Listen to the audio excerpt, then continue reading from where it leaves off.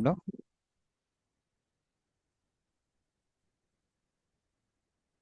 ओम अज्ञानतिमिरन्धस्य ज्ञानाञ्जनशलाकया चक्षुरुन्मिलितं येन तस्मै श्रीगुरुवे नमः। श्रीचैतन्यमनोभीष्टं स्थापितं येन भूतले स्वयं रूपदा मह्यं ददाति सपदान्तिकं। वन्देऽहं श्रीगुरो श्रीयुतापद्कमलं श्रीगुरून् वैष्णवांश्च श्रीरूपं सागरजातं सगना रघुनाथामितं तं सजीवं साद्वैतं सावधूतं परिजनासहितं कृष्णचैतन्यदेवं श्रीराधाकृष्णपादान् सगना ललिता श्रीविशाखान्वितांश्च नमो विष्णुपादाय कृष्णप्रेष्ठाय भूतले श्रीमते भक्तिवेदांत स्वामिनित्य नामने नमस्ते सारस्वते देवे गौरवाणी चारणे निर्विशेष शून्यवादी प्रसादिस्तान्ने वाञ्छकल्पतरुभ्यश्च कृपा सिन्धु एव च पतितानां पावनेभ्यो वैष्णवेभ्यो नमो नमः। नमो महावदन्नाय कृष्ण प्रेम प्रदायते कृष्णाय कृष्ण चैतन्य नामने गौरस्य नमः। हे कृष्ण करुणा सिंधु दीनबंधु जगत्पते गोपसा गोपिका कांता राधा कांता नमस्ते तप्त कांचन गौरांगी श्री राधे वृंदावनेश्वरी विश्वभानुसुते देवी प्रणमामि हरि प्रिये पुण्याचल निवासाय नित्य परमात्मने बलभद्र सुभद्राभ्याम जगन्नाथाय जय नमः। जय श्री कृष्ण चैतन्य प्रभु नित्यानंद श्री अद्वैत गदाधर शिवासादि गौर भक्तवृंद हरे कृष्णा कृष्णा कृष्णा हरे हरे हरे राम राम राम हरे हरे। हरे कृष्णा। इसको याद है कौन सा श्लोक चल रहा था 11 नंबर अध्याय पे? सर प्रभु जी जरूरत थर्टी पड़ना सिक्स 11.36 से स्टार्ट होगा आई थिंक। 36 36। हाँ हाँ प्रभु जी। ओके। 36 तो हो गया था। 36 हो, मतलब 37 से स्टार्ट करना है। जी जी प्रभु। अच्छा ठीक। 1 मिनट रुकिए, मैं डिस्प्ले करता हूँ।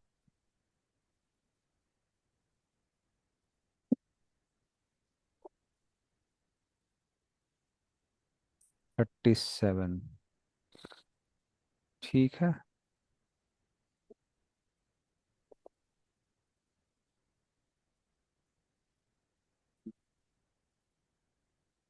कस्माच्च तेन न मेरन्न महात्मन् गरीयसे ब्रह्मणोऽपि आदिकर्त्रे अनंत देवेश जगन्निवास तमक्षरम सत् असतत परमं यत् परम यत्।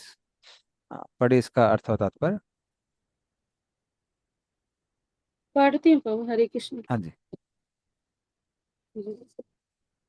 हे महात्मा, आप ब्रह्मा से भी बढ़कर हैं। आप आदि सृष्टा हैं, तो फिर वे आपको सादर नमस्कार क्यों न करें। हे अनंत, हे देवेश, हे जग निवास, आप परम स्रोत, अक्षर, कारणों के कारण तथा इस भौतिक जगत से परे हैं।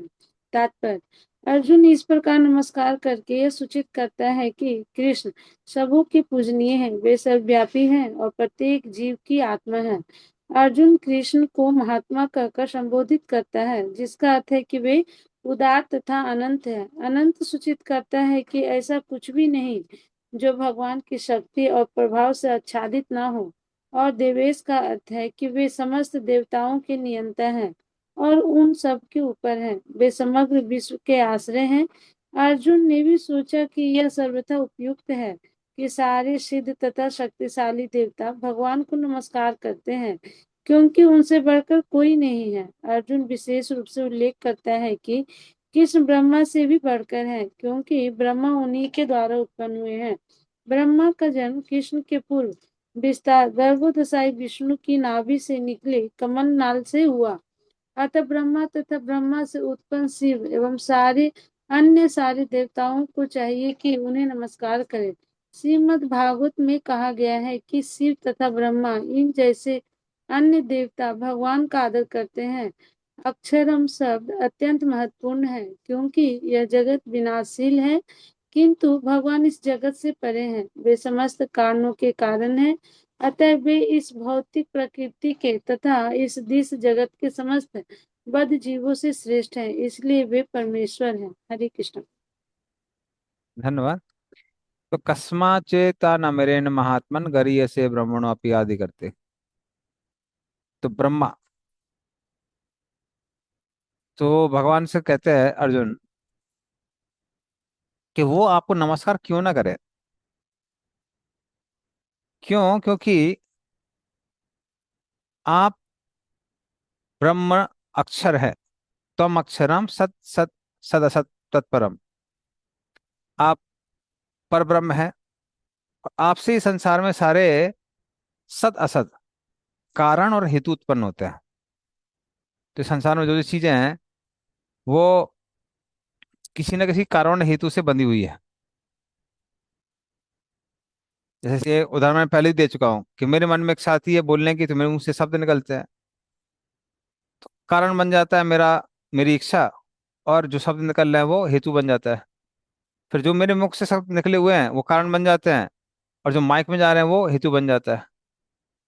फिर जो माइक में गया है वो कारण बन जाता है, आपके जो स्पीकर से निकला वो हेतु बन जाता है। आपके स्पीकर से जो शब्द बना है वो कारण बन जाता है, आपके कान में जा रहा है वो हेतु बन जाता है।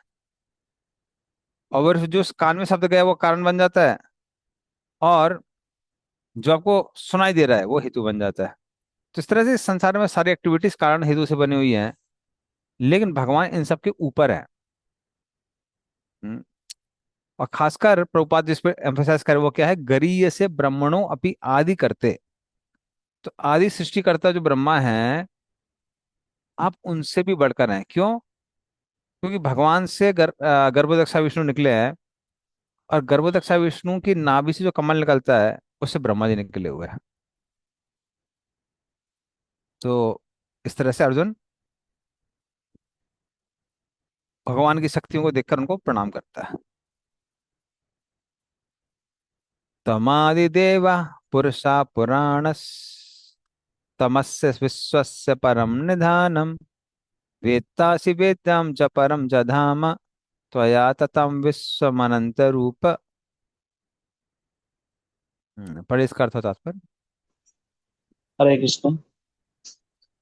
You are the original personality of Godhead, the oldest and the ultimate century of this manifested cosmic world. You are the knower of everything, and you are all that is knowable. You are the supreme refuge above the material modes. O limitless form, this whole cosmic manifestation is pervaded by you. Purport. Everything is resting on the supreme personality of Godhead. Therefore, He is ultimate rest. Nidhanam means that everything, even the Brahman effulgence, rests on the supreme personality of Godhead, Krishna. He is the knower of everything that is happening in this world. And if knowledge has any end, He is the end of all knowledge. Therefore, He is the known and the knowable. He is the object of knowledge because He is all pervading. Because He is the cause in the spiritual world, He is transcendental. He is also the chief personality in the transcendental world. Hare Krishna. धन्यवाद। तो तम आदिदेव, आप आदिदेव हैं, सारे देवताओं के आदि हैं। पुरुषा, पुराना, सबसे पुराने पुरुष हैं, क्योंकि सारे पुरुष आपसे निकले हुए हैं। तमस्य विश्वस्य परम निधानम, आप पूरे विश्व के निधानम अर्थात आश्रय हैं। तो जब पूरे संसार में प्रलय आ जाता है तो वो कहाँ जाते हैं? वो आपका आश्रय लेते हैं। हम्म। वेत्तासि वेद्यम च परम च धाम, आप जानने योग्य हैं, ज्ञान का आश्रय हैं, और परम धाम है। त्वया ततम विश्वम अनंत रूपम, आप अपने अनंत रूप में पूरे विश्व में कैसे हैं? व्याप्त है।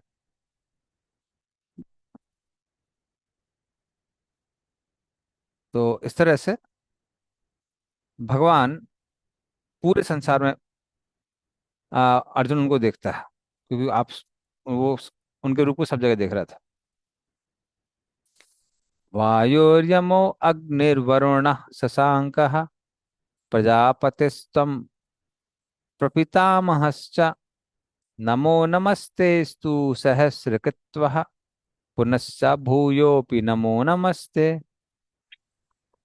हरे हाँ कृष्ण प्रभु, दंडवत प्रणाम। मैं पढ़ू प्रभु। हाँ जी पढ़िए। आप वायु है तथा परम नियंता भी हैं। आप अग्नि है जल है तथा चंद्रमा है।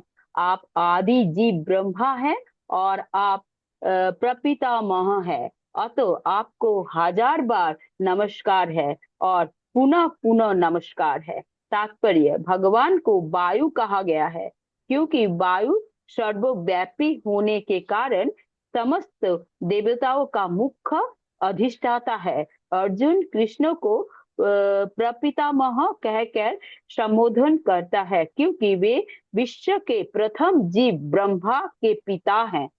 हरे कृष्ण प्रभु, प्रणाम। हाँ, धन्यवाद। तो अर्जुन भगवान को अलग अलग देवताओं के नाम से बुला रहा है। आप वायु हैं, यम हैं, अग्नि हैं, वरुण हैं, चंद्र हैं, प्रजापति हैं, परिपितामह ब्रह्मा हैं। इसलिए मैं बार बार आपको 1000 बार प्रणाम कर रहा हूँ।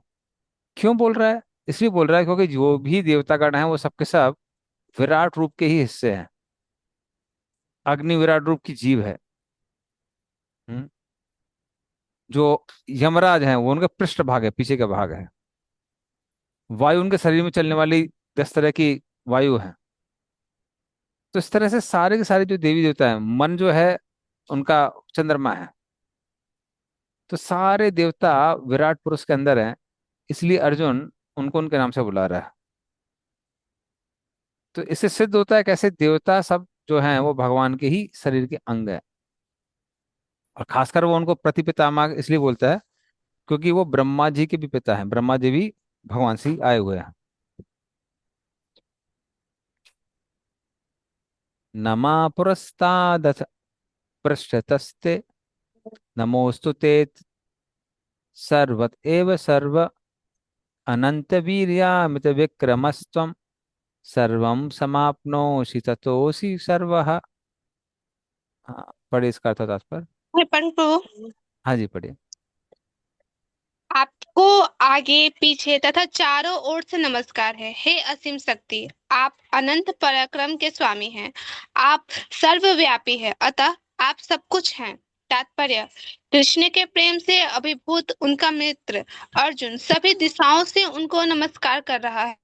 वह स्वीकार करता है कि कृष्ण समस्त बल तथा पराक्रम के स्वामी है और युद्ध भूमि में एकत्र समस्त योद्धाओं से कहीं अधिक श्रेष्ठ है। विष्णु पुराण में कहा गया है, यो अयम तवागतो देव समीपम देवता गणः स तत्मवेव जगत सृष्टा यत सर्वगतो भवान। आपके समक्ष जो भी आता है, चाहे वह देवता ही क्यों ना हो, हे भगवान, वह आपके द्वारा ही उत्पन्न है। हरे कृष्णा। धन्यवाद। तो अर्जुन यहाँ कहता है आगे से पीछे से सब जगह से आपको प्रणाम है। वो इसलिए ऐसा बोल रहा है क्योंकि वो हर जगह भगवान को देख पा रहा था। भगवान के पीछे भी थे, आगे भी थे, ऊपर नीचे सब जगह सारी दिशाओं में थे। सिर्फ सब दिशाओं में वो कहता है कि मैं आपको प्रणाम करता हूँ। और सर्वम समाप्नोसी का मतलब क्या है? आप पूरे जगत में व्याप्त है। कि पूरे जगत में कृष्ण और कृष्ण की शक्तियों के अलावा कुछ नहीं है। हम भी कृष्ण की शक्ति हैं, तटस्थ शक्ति है। बाकी जो भौतिक पदार्थ है वो भगवान की भौतिक शक्ति है। आध्यात्मिक पदार्थ सब भगवान की आध्यात्मिक शक्ति है। तो इस तरह से भगवान के अलावा और उनकी शक्तियों के अलावा संसार में कुछ नहीं है। जैसे अगर कान का बाला सोने का बना होता है तो पूरे कान के बाले में सोना दिखाई देता है। कोई ऐसा हिस्सा नहीं होगा जहाँ सोना नहीं है। उसी तरह से भगवान पूरे संसार में अपनी शक्तियों के माध्यम से व्याप्त है।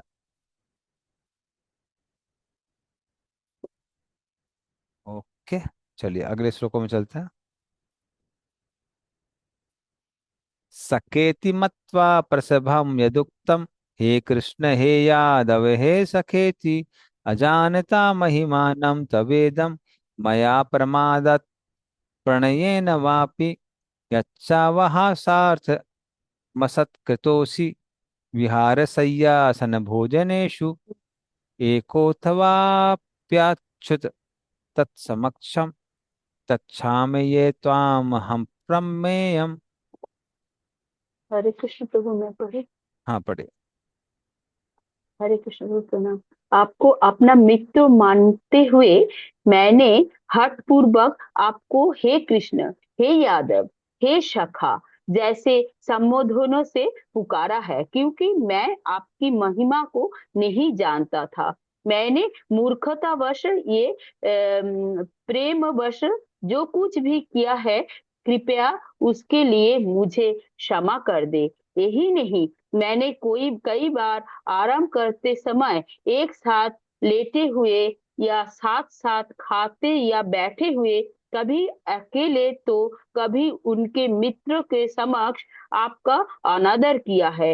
हे अच्युत, मेरे इन समस्त अपराधों को क्षमा करे। तात्पर्य, यद्यपि अर्जुन के समक्ष कृष्ण अपने विराट रूप में हैं, किंतु उसे कृष्ण के साथ अपना मैत्री भाव स्मरण है, इसलिए वो मित्रता के कारण होने वाले अनेक अपराधों का क्षमा करने के लिए प्रार्थना कर रहा है। वो स्वीकार करता है कि पहले उसे ज्ञात ना था कि कृष्ण ऐसा विराट रूप धारण कर सकते हैं। यद्यपि मित्र के रूप में कृष्ण ने उसे ये समझाया था, अर्जुन को ये भी पता नहीं था कि उसने कितनी बार हे मेरे मित्र, हे कृष्ण, हे यादव जैसे संबोधनों के द्वारा उनका अनादर किया है और उनकी महिमा स्वीकार नहीं की।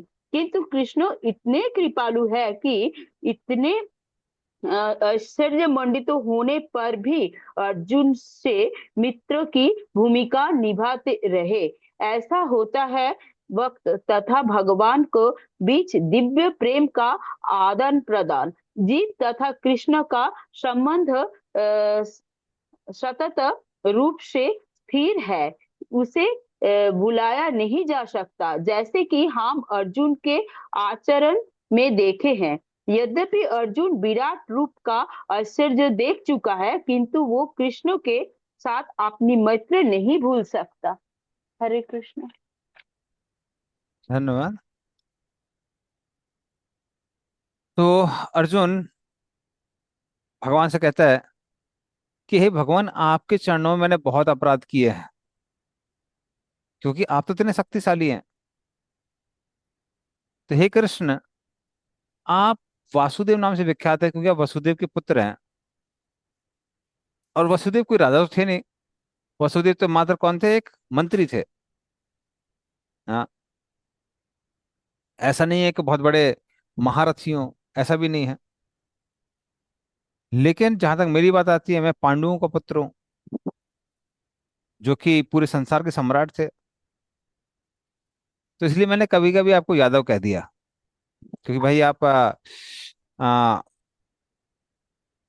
सम्राटों के परिवार से नहीं हैं, य- यादवों में आपकी गिनती होती है। लेकिन जहां तक हमारी बात आती है, हम पुरुवंशी हैं, क्योंकि यदु को ययाति ने श्राप दिया था कि आपके जो वंशज होंगे वो सम्राट नहीं बन पाएंगे। सम्राट मतलब जिनके अंदर सारे के सारे राजा होते हैं। क्योंकि यदु ने अपने पिता की के बुढ़ापे को लेने से मना कर दिया था, जब शुक्राचार्य ने उनको श्राप दिया था। पर यदु ने इसलिए मना किया था क्योंकि उनको मालूम था कि उनके वंश में बाद में कृष्ण आने वाले हैं। तो उन्होंने सोचा कि अगर हम बुढ़ापा ले लेंगे तो विवाह नहीं होगा, हमारा विवाह नहीं होगा तो कृष्ण जल्दी आएंगे नहीं। तो इसलिए उनको श्राप मिला हुआ था। लेकिन जो सबसे छोटे बेटे थे उनके, पुरु, उन्होंने एक्सेप्ट कर लिया था। इसलिए उन्होंने पुरु को बोला, आशीर्वाद दिया कि आप सम्राट रहेंगे। और पुरुवंशी जो होते हैं वो सम्राट बनते हैं। तो अर्जुन, जो पांडव लोग हैं वो उसी में आते हैं, कौरव हैं पांडव हैं, वो पुरुवंशी हैं। तो अर्जुन कहता है कि तो हम पुरुवंशी हैं, आप यादव हैं, इसलिए कभी कभी हमने आपको यादव कहा है।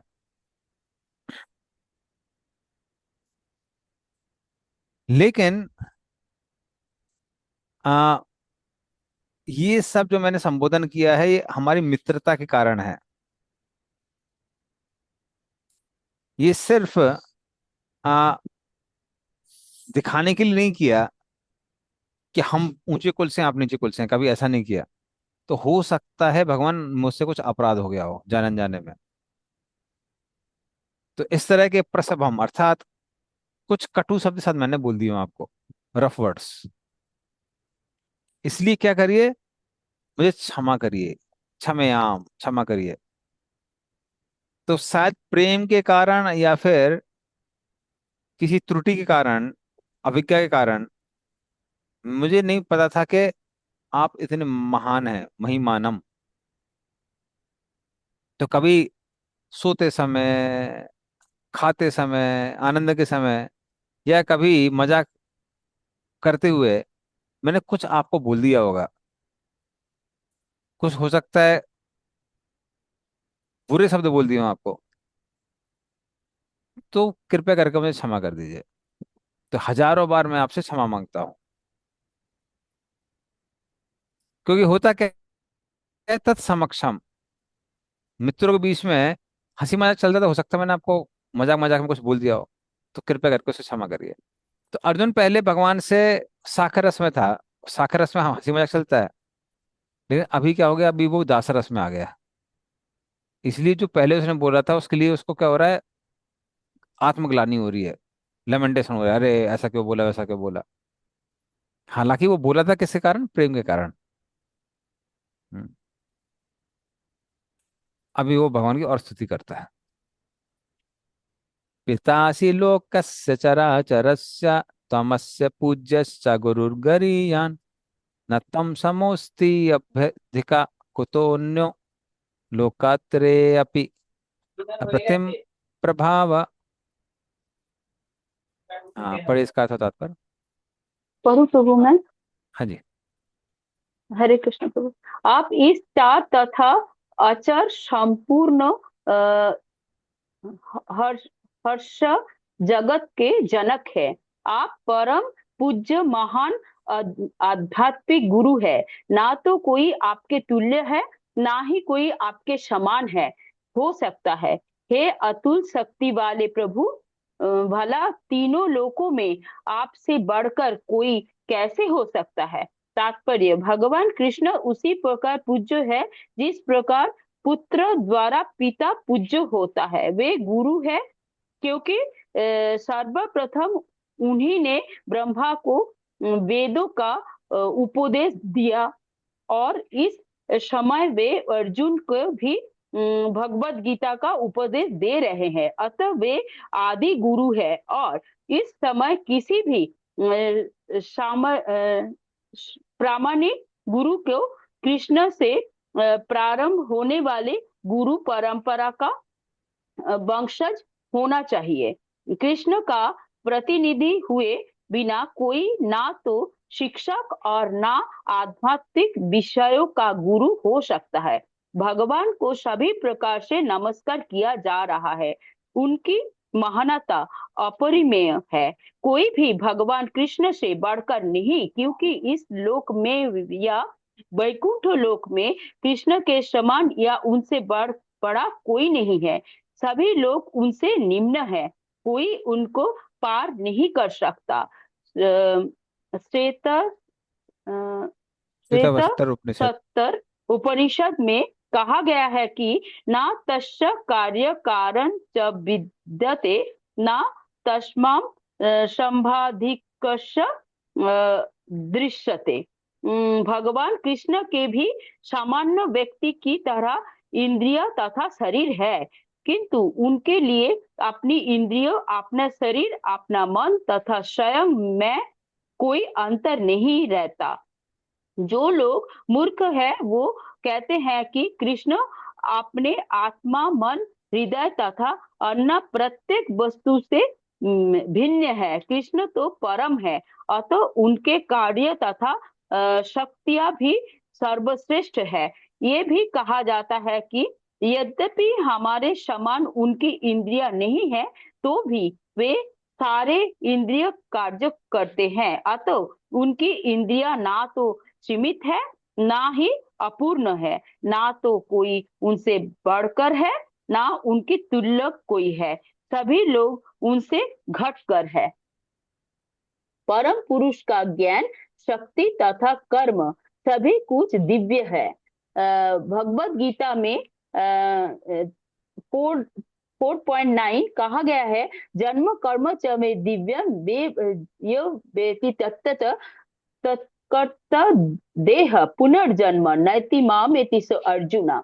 जो कोई कृष्ण के दिव्य शरीर, कर्म तथा पूर्णता को जान लेता है, वो इस शरीर को छोड़ने के बाद इनके धाम को जाता है और फिर इस दुखमय संसार में वापस नहीं आता। अतः मनुष्य को जान लेना चाहिए कि कृष्ण को कार्य अन्न से भिन्न होते हैं।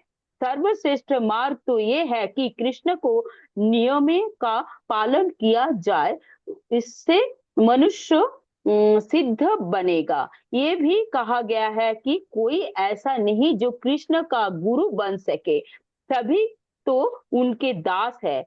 चैतन्य चरितामृत आदि 5.142 से उसकी पुष्टि होती है। अकेले ईश्वर कृष्ण और सब भृत्य केवल कृष्ण ईश्वर है, शेष सभी उनके दास है। प्रत्येक व्यक्ति उनके आदेश का पालन करता है, कोई ऐसा नहीं जो उनके आदेश का उल्लंघन कर सके। प्रत्येक व्यक्ति उनकी अध्यक्षता में होते हैं, कारण उनके निर्देश के अनुसार कोई कार्य करता है। जैसे कि ब्रह्म संहिता में कहा गया है कि वे समस्त कारणों के कारण है। तस्मात् नहीं नहीं, अगला अगला तस्मात् मत अगला स्टार्ट हो गया मत जी। ओ अच्छा, ओ सॉरी सॉरी, हरे हम्म, कृष्णा प्रभु। हरि बोल। तो अर्जुन फिर भगवान की प्रशंसा करता है, क्या जगत के पिता हैं, सारे चर अचर जीव हैं। चर जीव कौन से हैं? जो चलते हैं, जैसे जीव जंतु हैं, हम लोग हैं। अचर कौन से हैं? जैसे पेड़ पौधे हैं, जो चलते नहीं हैं। पर आप सबके पिता हैं। हाँ, क्योंकि सब लोग आत्मा है, और आत्मा भगवान का ही अंश है। फिर तमस से पूज्य सचा गुरुर गरियान, आप सबसे ज्यादा पूजनीय हैं और आप सबके शिक्षक हैं। तो जैसे भगवान भगवत गीता बता रहे हैं, जैसे प्रभुपाद बताते हैं, और युधिष्ठिर महाराज को वो शिक्षा देते हैं, उद्धव जी को शिक्षा देते हैं। तो इस तरह से भगवान परम शिक्षक है। हम्म। और ना तत्समो अस्ति अभ्यादिका को तो अन्यो, ना ही आपके कोई बराबर है और ना ही कोई आपसे बढ़कर है। समो मतलब बराबर, और अभ्यधिका मीन्स बढ़कर। तो ना ही आपके कोई बराबर है, ना ही कोई आपसे बढ़कर है। हाँ, लोकत्रयेपि अप्रतिम प्रभावा, आपकी जो का जो प्रभाव है वो अपार है, उसको कोई पार नहीं कर सकता है। और प्रभुपाद ने बहुत सारे कोटेशन दिए हैं। हाँ, शिक्षर उपनिषद वगैरह से।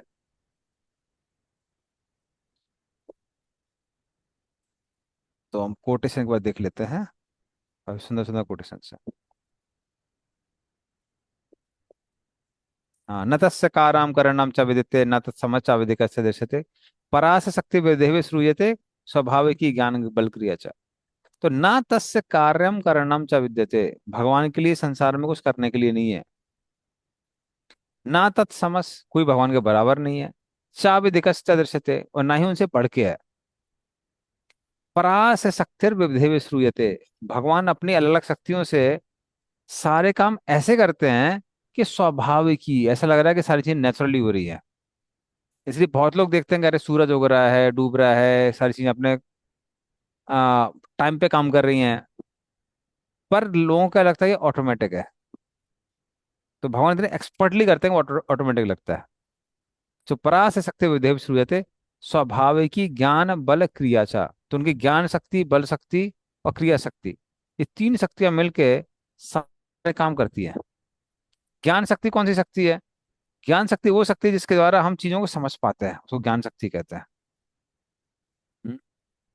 सुनने की शक्ति, बोलने की शक्ति, अवेयरनेस जिसको बोलते हैं, ज्ञान शक्ति। बल मतलब स्ट्रेंथ, तो वो जब तक आंखों में बल नहीं होगा देखने का तो कैसे देखेंगे। और क्रिया मतलब होता है फंक्शन, तो एक्टिविटी, तो देखने की एक्टिविटी, सुनने की एक्टिविटी, ये सब इसमें एक्टिविटी भी इन्वॉल्व है। तो ये सारी इस तरह से भगवान की बहुत सारी शक्तियां हैं। विधेय विश्रूयते, विधेय मतलब बहुत सारी, जिसके द्वारा भगवान ऐसे काम करते हैं जैसे मान लीजिए चीजें ऑटोमेटिकली हो रही हो। तो इस तरह से बहुत सारे ग्रंथों में क्लियरली लिए हुआ है कैसे आ, कृष्ण भगवान है। चैतन्य चरितामृत से प्रभुपाद कोट करते हैं, एकल ईश्वर कृष्ण और सब भृत्य, जार जैसे न चाहे तैसे करे नित्य। तो एक ही ईश्वर है कृष्ण, बाकी सब कौन है, उनके सेवक है। और वो जिसको जैसा नचाते हैं वो आदमी वैसा नाचता है। ओके, चलिए। तस्मात् प्रणम्य प्रदिकाय कायं प्रसादे त्वाम हमीशमीडयम् पितेव पुत्रस्य सखेव सख्युः प्रिया प्रियायार हसितेव सोढ़ुम्। पढ़े प्रभु।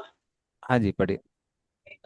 आप प्रत्येक जीव द्वारा पूजनीय भगवान हैं, अतः मैं गिरकर सादर प्रणाम करता हूँ और आपकी कृपा की याचना करता हूँ। जिस प्रकार पिता अपने पुत्र की ठिठाई सहन करते हैं, या मित्र अपने मित्र की घृष्टता सह लेता है, या प्रिय अपने प्रिया का अपराध सहन कर लेता है, उसी प्रकार आप कृपा करके मेरी त्रुटियों को सहन कर ले। तात्पर्य: कृष्ण के भक्त उनके साथ विविध प्रकार के संबंध रखते हैं। कोई कृष्ण को पुत्रवत, कोई पति रूप में, कोई मित्र रूप में, या कोई स्वामी के रूप में मान सकता है। कृष्ण और अर्जुन का संबंध मित्रता का था है। जिस प्रकार पिता, पति या स्वामी सब अपराध सहन कर लेते हैं, उसी प्रकार कृष्ण सहन करते हैं। हरे कृष्णा। हम्म। तो यहाँ अर्जुन प्रार्थना कर रहा है, तस्मात् परम प्रणिधाय कायां प्रसादे त्वाम अहम ईश मध्यम। इसलिए मैं आपको के सामने सर को झुकाता हूँ प्रणम्य, प्रणिधाय कायम अपने पूरे शरीर को दंडवत प्रणाम करता हूँ शरीर के द्वारा। प्रसादे त्वाम अहम ईशम अड्यम, इसलिए आप पूजनीय है, ईशम है, ईडियम पूजनीय है। तो जो भी मैंने कुछ गलती की है उसको क्षमा करिए, अपना आशीर्वाद हमको दीजिए। कैसे दीजिए, कैसे आप क्षमा करिए, उसका उदाहरण देता है। पितेवे पुत्रस्य, जैसे पिता पुत्र बहुत गलतियां करता है। बाप बोलो पढ़ रहा पढ़ो, पढ़ता नहीं है, यहाँ भाग जाता है। पिताजी बोलते हैं कि गलत काम मत करो, गलत काम करता है, फिर भी पिताजी उसको सहते रहते हैं। या सखे व सख्यु, या एक मित्र दूसरा मित्र जब मजाक उड़ाता है, कुछ बोलता है तो उसको सहन करता है। प्रिया प्रिया, या फिर एक प्रेमी प्रेमिका अगर कुछ गलत करती है तो उसको सहन करती है। तो उस तरह से भगवान, कृपया करके मैंने जो भी गलतियां करी हैं उसको क्षमा करिए और उसको सहन करिए, इस तरह से आग्रह करता है। अब 45 में चलते हैं। अदृष्टपूर्वं हृषितोऽस्मि दृष्ट्वा भयेन चाप्रव्यथितं मनो मे तदेव मे दर्शय देव रूपं प्रसीद देवेश जगन्निवास।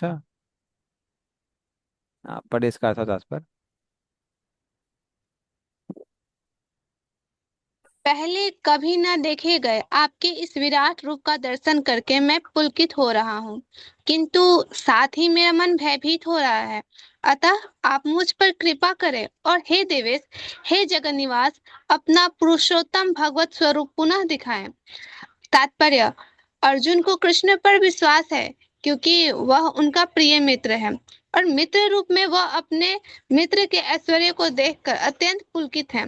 अर्जुन यह देखकर अत्यंत प्रसन्न है कि उसके मित्र कृष्ण भगवान हैं और वे ऐसा विराट रूप प्रदर्शित कर सकते हैं, किंतु साथ ही वह इस विराट रूप को देखकर भयभीत है कि उसने अनन्य मैत्री भाव के कारण कृष्ण के प्रति अनेक अपराध किए हैं।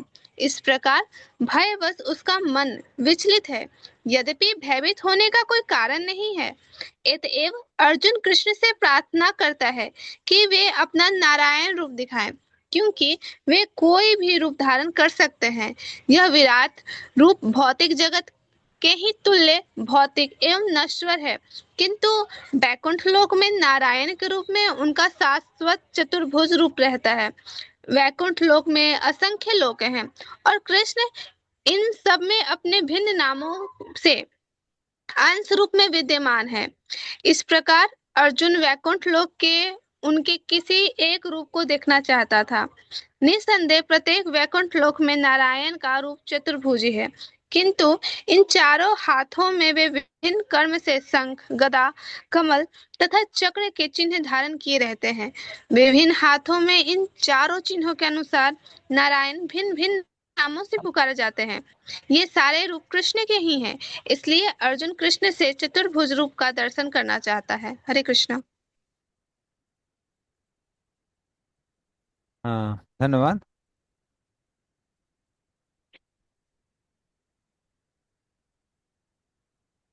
तो अर्जुन भगवान से बोलता है इस श्लोक में, अदृष्ट पूर्वम हिस्तु अस्मि दृष्ट्वा। तो अदृष्ट पूर्वम, तो भगवान आपने जो रूप दिखाया है वो मैंने कभी किसी ने देखा नहीं था। रसितो वो अस्मि दृष्ट्वा, इसलिए मैं देख के सो खुश हूं। हाँ, लेकिन क्या हो रहा है, ये रूप इतना भयानक है कि भयेन च प्रव्या स्थितम मनो में। इतने भयानक रूप को देख के मेरा मन कैसा हो रहा है, भयभीत हो रहा है। तब एव दर्शा देव रूपम, इसलिए आप मुझे वो रूप दिखाइए जो आनंद देने वाला है। प्रसीद देव से जगत निवास है, तो आप जगत निवास हैं, पूरे संसार के निवास स्थान है। प्रसीद, कृपा करिए मेरे ऊपर। तो अर्जुन कहता है कि मुझे प्रसन्नता है, क्योंकि मुझे दिखाई पड़ रहा है कि जो मेरे मित्र हैं वो इतने महान हैं कि पूरे ब्रह्मांड उनके अंदर है। सबसे मेन चीज, ये रूप का दर्शन किसी ने पहले किया नहीं था, फिर भी भय के कारण मेरा मन व्याप्त है, क्योंकि ये रूप है, ये भयानक रूप है। हाँ, ये तद एव रूपा, मुझे वो रूप दिखाइए जो वसुदेव के पुत्र का रूप है, वासुदेव का रूप है, जिससे मधुरता आती है और जो मुझे बहुत प्रिय है। इसलिए अपना शक्ति मत दिखाइए मुझे, अपनी मधुरता दिखाइए। तो देवेश, मैंने आपको देवताओं के देवता, आदि देवता, या फिर देवताओं के प्रभु के रूप में देख लिया है। जगत निवासा, पूरी जगत के निवास के रूप में देख लिया है। हाँ, तो क्योंकि अर्जुन की दृष्टि अब योग माया ने ढक दी थी, तो अर्जुन अभी भगवान का ये व्यक्तिगत रूप नहीं देख पा रहा था, वो सिर्फ विराट रूप का ही दर्शन कर रहा था। इसलिए वो कहता है मुझे विराट रूप का दर्शन नहीं करना है, बहुत महान है, अच्छा लग रहा है, लेकिन भयानक है। मैं आपके सुंदर रूप का ही दर्शन करना चाहता हूँ।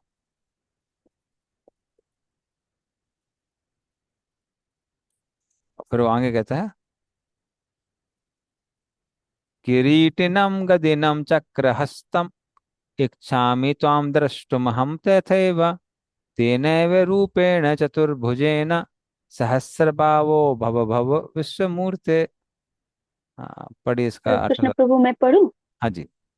हाँ। हे विराट रूप, हे सहस्रभुज भगवान, मैं आपको मुकुटधारी चतुर्भुज रूप का दर्शन करना चाहता हूँ, जिसमें आप अपने चारों हाथों में शंख, चक्र, गदा तथा पद्म धारण किए हुए हैं। मैं उसी रूप को देखने की इच्छा करता हूँ। तात्पर्य, ब्रह्म संहिता में कहा गया है, रामादि मूर्ति शुक्ला नियमे न तिष्ठन्, भगवान सैकड़ों हजारों रूप में नित्य विद्यमान रहते हैं, जिसमें से राम, नृसिंह, नारायण उनके मुख्य रूप है। रूप तो असंख्य है, किंतु अर्जुन को ज्ञान था कि कृष्ण ही आदि भगवान है, जिन्होंने ये क्षणिक विश्व रूप धारण किया है अब वो प्रार्थना कर रहा है कि भगवान अपने नारायण नित्य रूप का दर्शन दे। इस श्लोकों से श्रीमद् भागवत के कथन की निस्संदेह पुष्टि होती है कि कृष्ण आदि भगवान है और अन्य सारे रूप उन्हीं से प्रकट होते हैं। वे अपने अंश से भिन्न नहीं है और वे अपने असंख्य रूप में भी ईश्वर ही बने रहते हैं। इन सारे रूपों में वे तरुण दिखते हैं। वही भगवान का स्थायी लक्षण है। कृष्ण को जानने वाला इस भौतिक संसार के समस्त कलमश से मुक्त हो जाता है। हरे कृष्ण। धन्यवाद। तो इस श्लोक में अर्जुन कहता है किरीटिनम। किरीट मतलब होता है मुकुट, तो वो मुकुट धारण किए हुए, गदिनम गदा धारण किए हुए, चक्र हस्तम हाथ में चक्र को धारण किए हुए, इच्छा में तो हम दृष्टुम अहम तथैव, मेरी इच्छा है कि मैं उस रूप को देखूं, तेनेव रूपेण चतुर्भुजेन। तो आपका जो ये हजारों हाथों वाला हाथ है, सहस्र बाहो, हाँ, तो इस रूप को आप ले लीजिए, सहस्र बाबा भाव स्मूर्ति। तो इसको आप ले लीजिए, किसको दिखाइए, वो चतुर्भुज रूप को दिखाइए।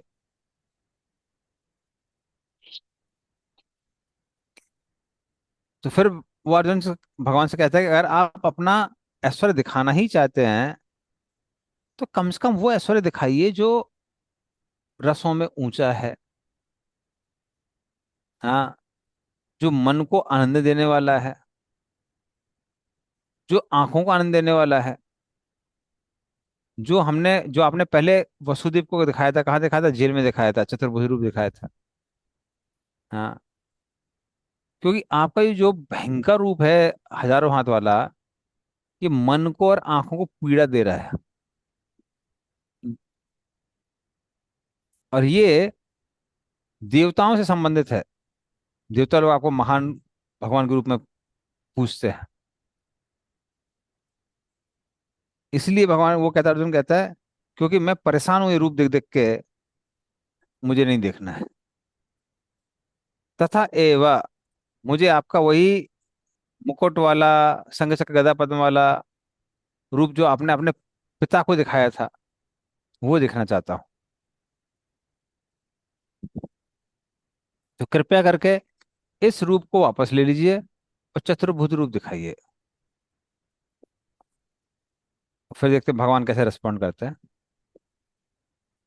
श्री भगवान वाच मया प्रसन्नेन तवार्जुनेदं रूपं परं दर्शितमात्म योगात् तेजोमयं विश्वमनन्तमाद्यं जन्मे तदन्येन न दृष्ट पूर्वम। हाँ, पढ़े इसका अर्थ होता पर। भगवान ने कहा, भ- हे अर्जुन, मैंने प्रसन्न होकर अपनी अंतरंगा शक्ति के बल पर तुम्हें इस संसार में अपने इस परम विश्व रूप का दर्शन कराया है। इसके पूर्व अन्य किसी ने इस असीम तथा तेजोमय आदि रूप को कभी नहीं देखा था। तात्पर्य: अर्जुन भगवान के विश्व रूप को देखना चाहता था। अतः भगवान कृष्ण ने अपने भक्त अर्जुन पर अनुकंपा करते हुए उसे अपने तेजोमय तथा ऐश्वर्यमय विश्व रूप का दर्शन कराया। यह रूप सूर्य की भांति चमक रहा था और इसके मुख निरंतर परिवर्तित हो रहे थे। कृष्ण ने यह रूप अर्जुन की इच्छा को शांत करने के लिए ही दिखलाया। यह रूप कृष्ण की उस अंतरंगा शक्ति द्वारा प्रकट हुआ जो मानव कल्पना से परे है। अर्जुन से पूर्व भगवान के इस विश्व रूप का किसी ने दर्शन नहीं किया था, किंतु जब अर्जुन को यह रूप दिखाया गया तो स्वर्गलोक तथा अन्य लोकों के भक्त भी इसे देख सके। उन्होंने इस रूप को पहले नहीं देखा था, केवल अर्जुन के कारण वे इसे देख पा रहे थे। दूसरे शब्दों में, कृष्ण की कृपा से भगवान के सारे शिष्य भक्त उस विश्व रूप का दर्शन कर सके जिसे अर्जुन देख रहा था। किसी ने टीका की है कि जब कृष्ण संधि का प्रस्ताव लेकर दुर्योधन के पास गए थे तो उसे भी इसी रूप का दर्शन कराया गया था। दुर्भाग्यवश दुर्योधन ने शांति प्रस्ताव स्वीकार नहीं किया, किंतु कृष्ण ने उस समय अपने कुछ रूप दिखाए थे, किंतु वे रूप अर्जुन को दिखाए गए। इस रूप में वे सर्वथा भिन्न थे। यह स्पष्ट कहा गया है कि इस रूप को पहले किसी ने भी नहीं देखा था। हरे कृष्णा। धन्यवाद। तो भगवान कहते हैं कि हे अर्जुन, पहले तुमने 3 नंबर श्लोक में बेसिकली तुमने वो ही बोला था ना कि मुझे आपका वो महान रूप देखना है जिसमें आपकी सारी विभूतियां दिखाई हो। तो तुम्हारे आग्रह पे ही मैंने ये रूप दिखाया है जो विश्व रूप दर्शन है। हाँ। तो जब तुमने मांगा मैंने अब तुम्हारी इच्छा पूरी कर दी। तो भाई तुम डिस्टर्ब क्यों हो रहे हो? हाँ। तो क्या ये आश्चर्यचकित चीज नहीं है कि तुम्हारा वही पुराना मनुष्य जैसा जो रूप है, 2 हाथ वाला या फिर चतुर्भुज रूप है, वो तुम दर्शन करना चाहते हो? हाँ। क्योंकि ये जो रूप था, रूपम परम दर्शितम आत्मयोगा, ये महान रूप है, तेजोमय है, अनंत है, हम्म, विश्व रूप का आदि है, किसी ने तुम्हारे अलावा देखा नहीं है। तो इतनी रेयर अपॉर्चुनिटी है, तुम किसी ने नहीं देखा, तुमको देखने का मौका मिल रहा है, तो क्यों इसको तुम नहीं देखना चाहते हो? हाँ। तो तुमसे प्रसन्न होके मैंने रूप का दर्शन कराया है, आज तक पहले मैंने किसी को नहीं कराया था। हाँ। फिर भी तुम इस दुर्लभ जो तुमको दृश्य दिख रहा है, उसको तुम क्यों नहीं देखना चाहते हो?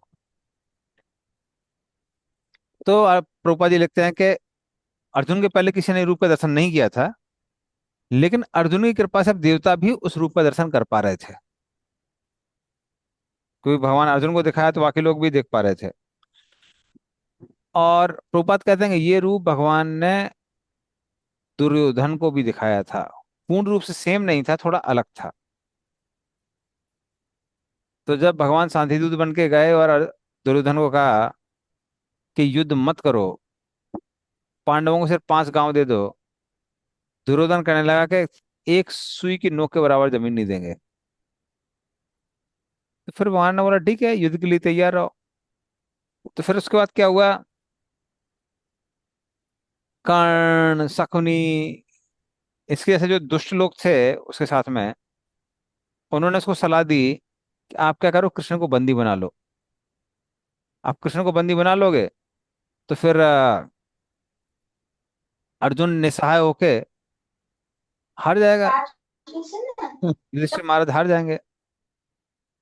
तो वो बंदी बनाने गया। जब बंदी बनाने गया तो भगवान ने अपना विश्व रूप दर्शन कराया। बोले बांध रहे हो, बांधो मुझे। तो फिर भगवान के सामने ये सब कर्ण, दुशासन, दुर्योधन ऐसे लग रहे थे जैसे हाथी के सामने कुत्ते लगते हैं। शायद कुत्ते से भी नीचे होंगे, नाली के कीड़े जैसे लग रहे थे। तो उनको समझ में आ गया नहीं बांध सकता। तो फिर भगवान फिर वहां से चले गए। जब भगवान चले गए, हाँ, तो जब भगवान विष्णु दर्शन कराया था तो कुछ देर को इवन धतराष्ट्र भी उसका दर्शन कर पा रहा था, और दुर्योधन को भी विष्णु के दर्शन हुए। लेकिन क्योंकि उसके हृदय में भक्ति नहीं थी, उसने पांडवों के चरणों में इतने अपराध किए थे, उसकी वजह से प्रभाव क्या हुआ, वो सोचने लगा ये तो सब माया है भगवान की, कुछ मैजिक किया उन्होंने। तो इस तरह से जब तक भक्ति नहीं है तब तक व्यक्ति इसको अप्रिशिएट नहीं कर सकता है, कोई भी रूप हो भगवान का। चलिए आगे चलते हैं। न वेद यज्ञ यज्ञाद धयने न दाने न चाक्रियाभिर्न तपोभिरुग्र एवं रूपः शक्य अहम नृलोके द्रष्टुम त्वदन्येन कुरु प्रवीर। हरे कृष्ण प्रभु। हे कुरुश्रेष्ठ, तुमसे पूर्व मेरे इस विश्व रूप को किसी ने नहीं देखा, क्योंकि मैंने ना तो वेदाध्ययन के द्वारा, ना यज्ञ दान पुण्य का कठिन तपस्या के द्वारा इस रूप में इस संसार में देखा जा सकता है। इस प्रसंग में तात्पर्य, इस प्रसंग में दिव्य दृष्टि को भली भांति समझ लेना चाहिए। तो ये दिव्य दृष्टि किसके पास हो सकते हैं? दिव्य का अर्थ है दैवी। जब तक कोई देवता को रूप में दिव्यता प्राप्त नहीं कर लेता तब तक उसे दिव्य दृष्टि प्राप्त नहीं हो सकते। और देवता कौन है? वैदिक शास्त्रों का कथन है कि जो भगवान विष्णु का भक्त है वो देवता है। विष्णु भक्त स्मृता देव। जो नास्तिक है अर्थात जो विष्णु में विश्वास नहीं करता, वे जो कृष्ण के निर्विशेष अंश को परमेश्वर मानते हैं, उन्हें ये दिव्य दृष्टि नहीं प्राप्त हो सकती। ऐसा संभव नहीं है कि कृष्ण का विरोध करके कोई दिव्य दृष्टि भी प्राप्त कर सके। दिव्य बने बिना दिव्य दृष्टि प्राप्त नहीं की जा सकती। दूसरे शब्दों में जिन्हें दिव्य दृष्टि प्राप्त है वे भी अर्जुन के ही तरह विश्वरूप देख सकते हैं। भगवत गीता में विश्वरूप का विवरण है। यद्यपि अर्जुन को पूर्व ये विवरण अज्ञात था, किंतु इस घटना के बाद अब विश्वरूप का कुछ अनुमान लगाया जा सकता है। जो लोग सचमुच ही दिव्य है वे भगवान के विश्वरूप को देख सकते हैं, किंतु कृष्ण का शुद्ध भक्त बने बिना कोई दिव्य नहीं बन सकता। किंतु जो भक्त सचमुच दिव्य प्रकृति के हैं और जिन्हें दिव्य दृष्टि प्राप्त है, वे भगवान के विश्वरूप का दर्शन करने के लिए उत्सुक नहीं रहते। जैसा कि पिछले श्लोकों में कहा गया है, अर्जुन ने कृष्ण को चतुर्भुज विष्णु रूप के देखना चाहा, क्योंकि विश्वरूप को देखकर वे सचमुच भयभीत हो उठा था। इसलिए श्लोक में कुछ महत्वपूर्ण शब्द है। यथा वेद यज्ञ धायने, जो वेदों तथा यज्ञानुष्ठानों से संबंधित विषयों का अध्ययन का निर्देश करता है। वेदों का अर्थ है समस्त प्रकार का वैदिक साहित्य, यथा चारों वेद ऋग यजु साम तथा अथर्व एवं 18 पुराण, सारे उपनिषद तथा वेदांत सूत्र। मनुष्य इन सब का अध्ययन चाहे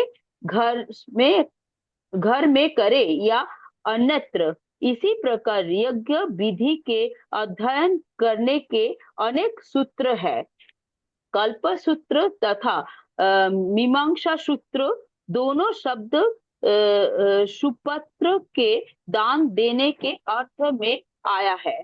जैसे वे लोग जो भगवान के दिव्य प्रेमा भक्ति में लगे रहते हैं, यथा ब्राह्मण यथा वैष्णव, इसी प्रकार क्रिया भी शब्द अग्निहोत्री के लिए है और विभिन्न वर्ण के कर्म का सूचक है। शारीरिक कष्टों के स्वेच्छा से अंगीकार करना तपस्या है। इस तरह मनुष्य भले ही इन सारे कार्य तपस्या, दान, वेदाध्ययन आदि क्यों करे, किंतु जब तक वे अर्जुन की भांति भक्त नहीं होता तब तक वे विश्वरूप का दर्शन नहीं कर सकता। निर्विशेषवादी भी कल्पना करते रहते हैं कि वे भगवान के विश्वरूप का दर्शन कर रहे हैं, किंतु भगवत गीता से हम जानते हैं कि निर्विशेषवादी भक्त नहीं है, फलतः वे भगवान के विश्वरूप को नहीं देख पाते। ऐसे अनेक पुरुष है जो अवतारों की सृष्टि करते हैं, वे झूठे ही सामान्य व्यक्ति का अवतार मानते हैं, किंतु ये मूर्खता है। हमें तो भगवत गीता का अनुसरण करना चाहिए, अन्यथा पूर्ण आध्यात्मिक ज्ञान प्राप्ति की कोई संभावना नहीं है। यद्यपि भगवत गीता के भगवत तत्व का प्राथमिक अध्ययन माना जाता है, तो भी ये इतना पूर्ण है कि कौन क्या है इसका अंतर बनाया जा सकता है। छन्न अवतार के समर्थक ये कह सकते हैं कि उन्होंने भी ईश्वर को दिव्य अवतार विश्वरूप को देखा है, किंतु ये स्वीकार्य नहीं, क्योंकि यहाँ पर ये स्पष्ट खुले उल्लेख हुआ है कि कृष्ण का भक्त बने बिना ईश्वर को विश्वरूप नहीं देखा जा सकता। अतः पहले कृष्ण का शुद्ध भक्त बनना होता है, तभी कोई दावा कर सकता है कि वे विश्वरूप का दर्शन कर सकता है।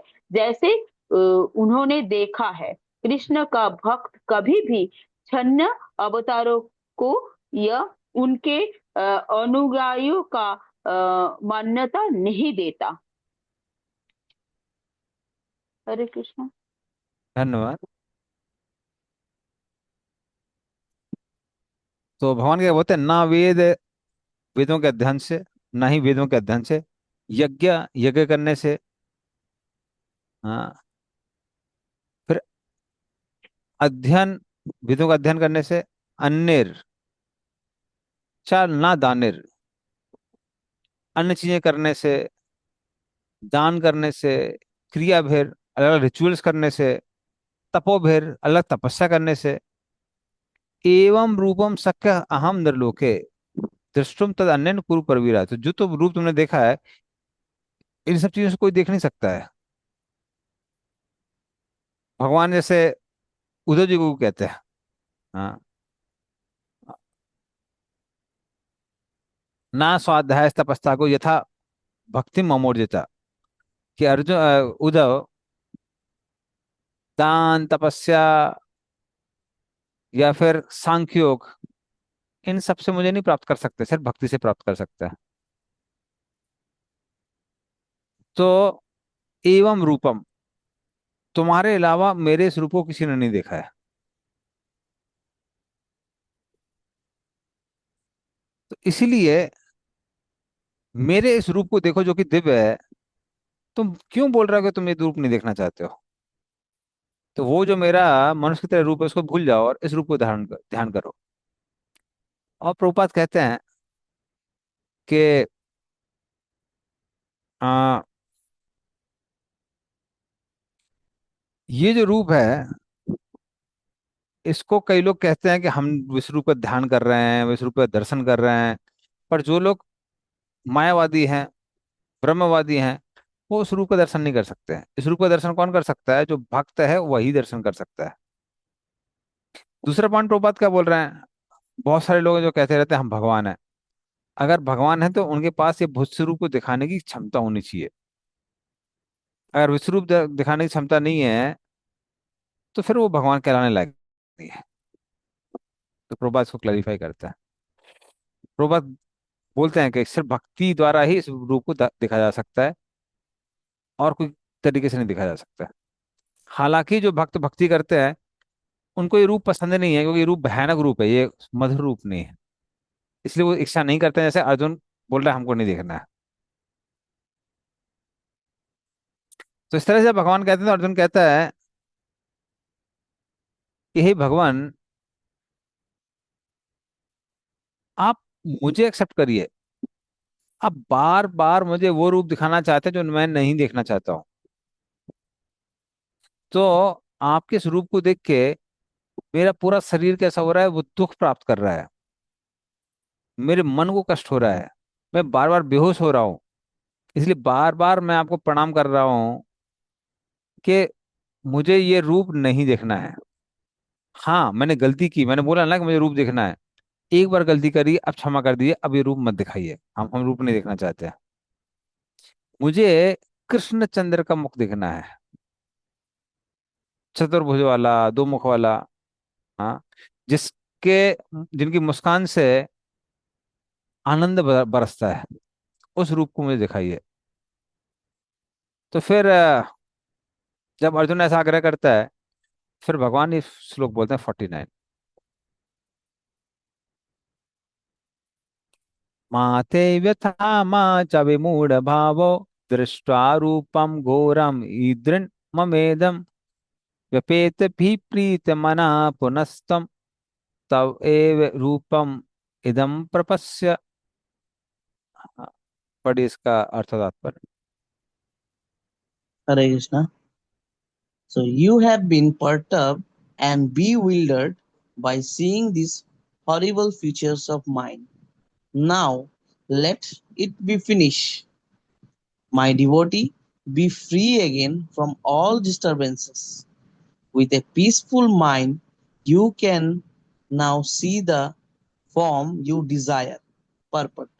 In the beginning of Bhagavad Gita, Arjun was worried about killing Bhishma and Drona, his worshipful grandfather and master. But Krishna said that he need not to be afraid of killing his grandfather. When the son of Dhritarashtra tried to disrobe Draupadi in the assembly of the Kurus, Bhishma Drona were silent. For such negligence of duty, they should be killed. Krishna showed his universal form to Arjuna just to show him that these people were already killed for their unlawful action. That scene was shown to Arjuna because devotees are always peaceful and they cannot perform such horrible actions. The purpose of the revelation of the universal form was shown. Now Arjun wanted to see the four-armed form, and Krishna showed him.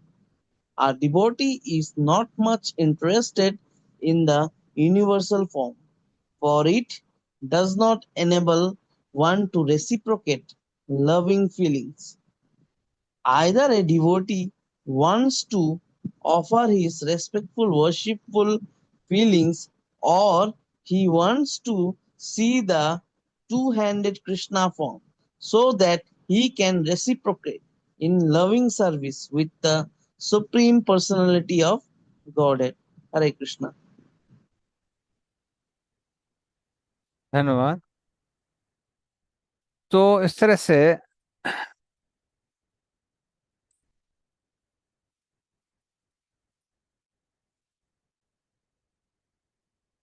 Okay, फिर इस तरह से भगवान सांत्वना देते हुए अर्जुन को कहते हैं कि तुम भयभीत मत हो, भ्रम में मत पड़ो। ये जो रूप मैंने तुमको दिखाया था,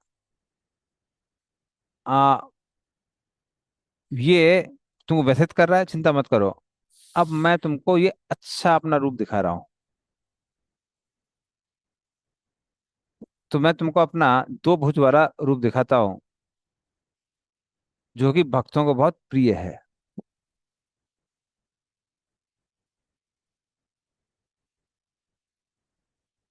तो क्योंकि ये जो रूप है भगवान का, चतुर्भुज रूप है, ये और ज्यादा प्रेम देने वाला है, और दो भुज रूप और भी ज्यादा प्रेम देने वाला है।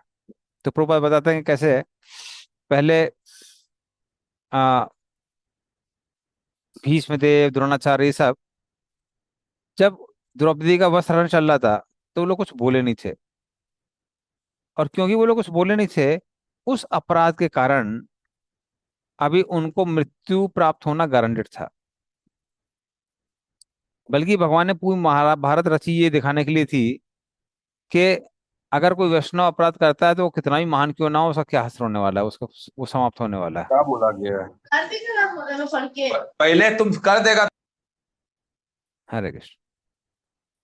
तो इस तरह से वो भगवान ये दिखाना चाह रहे थे, और भगवान ने विश्व रूप में दिखाया कि कैसे इन लोगों को वो वैसे भी मार चुके हैं। अर्जुन को सिर्फ क्या बनना है, एक मीडियम बनना है उसके लिए।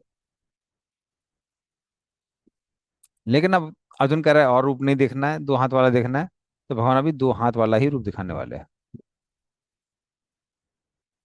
संजय उवाच इत्यर्जुन वासुदेवस्तथोक्त्वा स्वकं रूपं दर्शयामास भूय आश्वासयामास चाभीतमेन मेनं भूत्वा पुनः सौम्य वपुर्महात्मा। हाँ, पढ़िए इसका अर्थ और तात्पर्य, हरे इंपॉर्टेंट वर्स है। कृष्ण प्रभु। हरे कृष्ण। मैं पढ़ूं? हाँ पढ़िए, कोई भी एक पढ़िए। संजय ने धृतराष्ट्र से कहा, अर्जुन से इस प्रकार कहने के बाद भगवान कृष्ण ने अपना असली चतुर्भुज रूप प्रकट किया और अन्न में भी दो भुजाओं वाला अपना रूप प्रदर्शन करके भयभीत अर्जुन को धैर्य बढ़ाया। तात्पर्य, जब कृष्ण वासुदेव तथा देवकी के पुत्र रूप में प्रकट हुए तो पहले वे चतुर्भुज नारायण रूप में ही प्रकट हुए, किंतु जब उनके माता पिता ने प्रार्थना की तो उन्होंने सामान्य बालक का रूप धारण कर लिया। उसी प्रकार कृष्ण के ज्ञात था कि अर्जुन उनके चतुर्भुज रूप को देखने के इच्छुक नहीं है, किंतु क्योंकि अर्जुन ने उनके इस रूप में देखने की प्रार्थना की थी, अतः कृष्ण ने पहले अपना चतुर्भुज रूप दिखलाया और फिर वे अपने दो भुजाओं वाला रूप में प्रकट हुए। संभवत सम्म बपु शब्द अत्यंत महत्वपूर्ण है। इसका अर्थ है अत्यंत सुंदर रूप। जब कृष्ण विद्यमान थे तो वो सारे लोग उनके रूप पर ही मोहित हो जाते थे, और क्योंकि कृष्ण इस विश्व के निर्देशक है अतः उन्होंने अपने भक्त अर्जुन का भय दूर किया और पुनः उसे अपना सुंदर सौम्य रूप दिखलाया। ब्रह्म संहिता में 5.38 कहा गया है, प्रेमांजन चरित भक्ति विलोचनेन, जिस भक्ति की आंखों में प्रेम रूपी अंजन लगा है वही कृष्ण के सौम्य रूप का दर्शन कर सकता है। हरे कृष्ण। धन्यवाद। तो संजय भी कहता है, इति अर्जुन वासुदेव तथा उक्त्वा स्वकम रूपम, स्वकम रूपम। तो भगवान ने पहले कौन सा रूप दिखाया था? विश्व रूप दिखाया था। फिर कौन सा रूप दिखाया? स्वकम रूपम। ये स्वकम रूप क्या है? वो भगवान का स्वकम मतलब पर्सनल रूप है। कौन सा रूप? शंख चक्र गदा पद्म वाला रूप, जो भगवान ने अपने माता पिता को दिखाया और उनके कहने पर फिर दो भुजा वाला रूप दिखाया। तो ये स्वकम रूप है, इसमें भगवान की महानता और मधुरता दोनों है। विश्व रूप में सिर्फ महानता है, मधुरता नहीं है। इसलिए अर्जुन बोलता है, मेरे जो इंद्रियां हैं, आंख वगैरह, वो सब परेशान है, नहीं देखना चाहते हैं। फिर ये स्वकम रूप जो है, शंख चक्र गदा पद्म वाला, इसमें मधुरता भी है और महानता भी है। महानता कैसे है? हमारे दो भुजाएं हैं, भगवान की चार भुजाएं हैं, तो भगवान की महानता भी दिखाई देती है। और भगवान बहुत सुंदर है, तो भगवान की मधुरता भी दिखाई देती है। तो ये मिक्स्ड है। और फिर भगवान ने क्या दिखाया? भूतवा पुनः सौम्य वपुर। सौम्य वपुर कौन सा है? दो भुजाओं वाला रूप, जिसमें भगवान कंगन पहने हुए हैं, पगड़ी बांधे हुए हैं, पीताम्बरी पहने हुए हैं। तो ये जो रूप है, इसमें से भगवान की मधुरता दिखाई देती है, महानता दिखाई नहीं देती है। तो भगवान ने सबसे मधुर रूप बाद में दिखाया, एंड में। तो इस तरह से भगवान जब वहां रहते हैं, आ, वैकुंठ में, वैकुंठ में भगवान अपनी महानता दिखाते हैं। जब भगवान मथुरा और द्वारका में रहते हैं, कभी महानता दिखाते हैं, कभी मधुरता दिखाते हैं। जैसे देवकी वसुदेव, उनकी भी रस उस तरह से मिक्स्ड है। पहले वसुदेव और देवकी बोलते हैं, आपके चतुर्भुज रूप हैं, सारी दिशाएं आपको प्रणाम कर रही हैं, आप पूरे संसार के स्वामी हैं। और फिर उनका प्रेम बाहर आ जाता है, तो कहते हैं, लेकिन भगवान आपके चार हाथ है ना, कंस समझ जाएगा कि आप ही विष्णु हैं। ऐसा इसलिए क्या करिए, अपने दो हाथ कर लीजिए, और आपके शरीर से इतना तेज निकल रहा है ना, कंस को दिखाई पड़ जाएगा। तो ऐसा करिए, आप उसको तेज को समेट लीजिए, ताकि हम आपको कहीं छुपा सकते हैं। तो इस तरह से कभी कभी वो भगवान को महान देखते हैं, कभी कभी किसके रूप में देखते हैं? मधुरता के रूप में देखते हैं। इवन बाद में भी वसुदेव देव की उनको पितृ के रूप में देख रहे थे, लेकिन एक बार देवकी के मन में आता कि अरे, आपने तो संदीपनि मुनि के पुत्र को वापस लेके आए थे आप, तो आप तो भगवान है, मेरे पुत्रों को भी वापस लेके आइए, जो पुत्र कंस ने मार दिए हैं। तो उस तरह से कभी देवी की भगवान की महानता दिखती है, कभी मधुरता दिखती है, लेकिन वृंदावन में नहीं है। वृंदावन में भी भगवान ने अपने मुंह में विश्वरूप दर्शन कराया, किसको? यशोदा मैया को।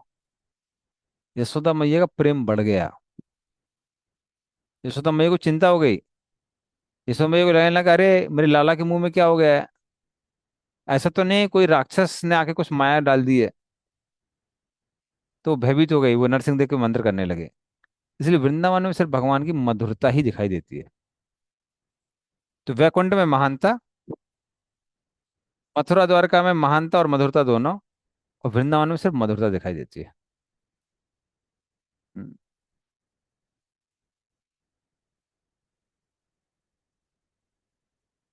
अर्जुन वाचा दृष्ट्वेदमानुषं रूपं तव सौम्यं जनार्दन, इदानीम् अस्मि संवृत्तः सचेता प्रकृतिं गताः। पढ़िए इसका अर्थ और तात्पर्य। हरे कृष्ण प्रभु, मैं पढ़ती हूँ। हाँ जी। जब अर्जुन ने कृष्ण को उनके आदि रूप में देखा तो कहा,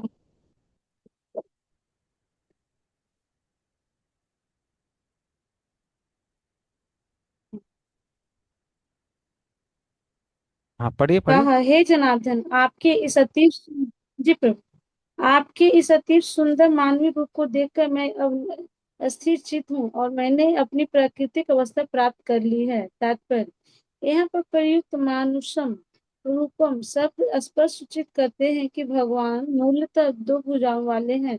जो लोग कृष्ण को सामान्य व्यक्ति मानकर उनका उपहास करते हैं, उनको यहाँ पर भगवान की दिव्य प्रकृति से अनभिज्ञ बताया गया है। यदि कुछ सामान्य मनुष्य होते तो उनके लिए पहले विश्व रूप फिर चतुर्भुज नारायण रूप दिखा पाना कैसे संभव हो पाता। अतः भगवत गीता में यह स्पष्ट उल्लेख है कि जो कृष्ण को सामान्य व्यक्ति मानता है और पाठक को यह कहकर भ्रांत करता है कि कृष्ण के भीतर का निर्विशेष ब्रह्म बोल रहा है, वह इस सबसे बड़ा अन्याय करता है। कृष्ण ने सचमुच अपने विश्व रूप को तथा चतुर्भुज विश्व रूप को प्रदर्शित किया, तो फिर वे किस तरह सामान्य पुरुष हो सकते हैं। शुद्ध भक्त कभी भी ऐसी गुमराह करने वाली टीकाओं से विचलित नहीं होता, क्योंकि वह वास्तविकता से अवगत रहता है। भगवत गीता के मूल श्लोक सूर्य की भांति स्पष्ट है। मूर्ख टीकाकारों को उन पर प्रकाश डालने की कोई आवश्यकता नहीं है। हरे कृष्ण। धन्यवाद। तो इस तरह से अर्जुन उस भगवान के मधुर रूप को देख के आनंद में विभोर हो जाता है। हाँ।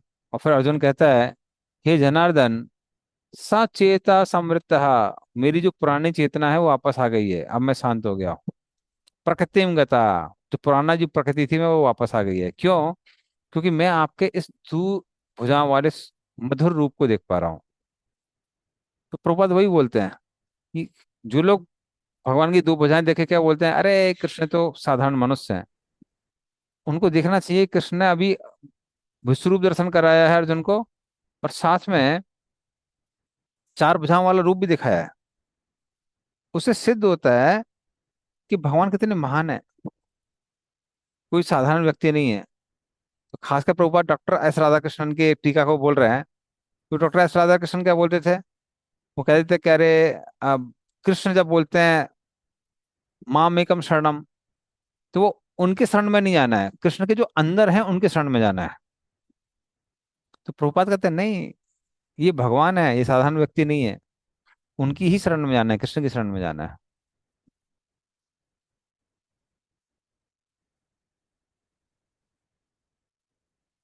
श्री भगवान उवाच, सुदुर्दर्शम इदम रूपम दृष्टवान असि यन्मम देवापि यस्य रूपस्य नित्यम दर्शन कांक्षिणः। पढ़िए इसका अर्थ और तात्पर्य।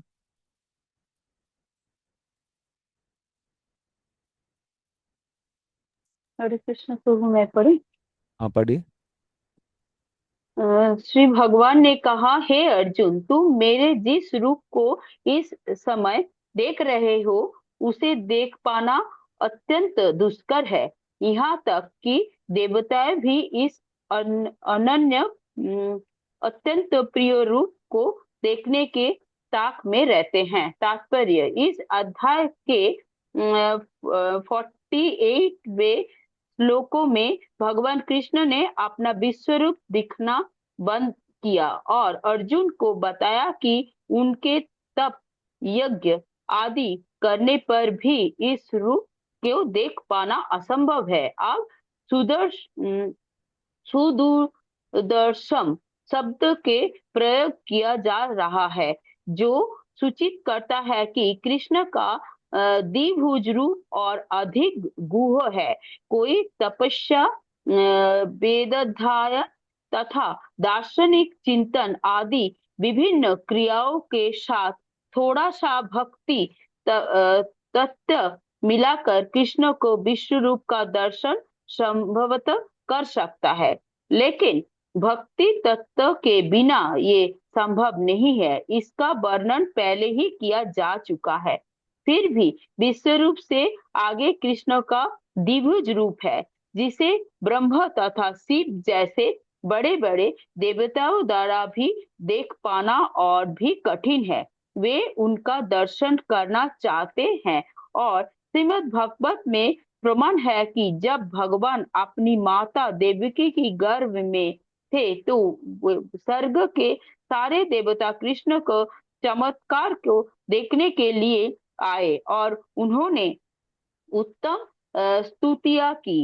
यद्यपि ये समय वे दृष्टि गोचर नहीं थे, वे उनके दर्शन के प्रतीक्षा करते रहे।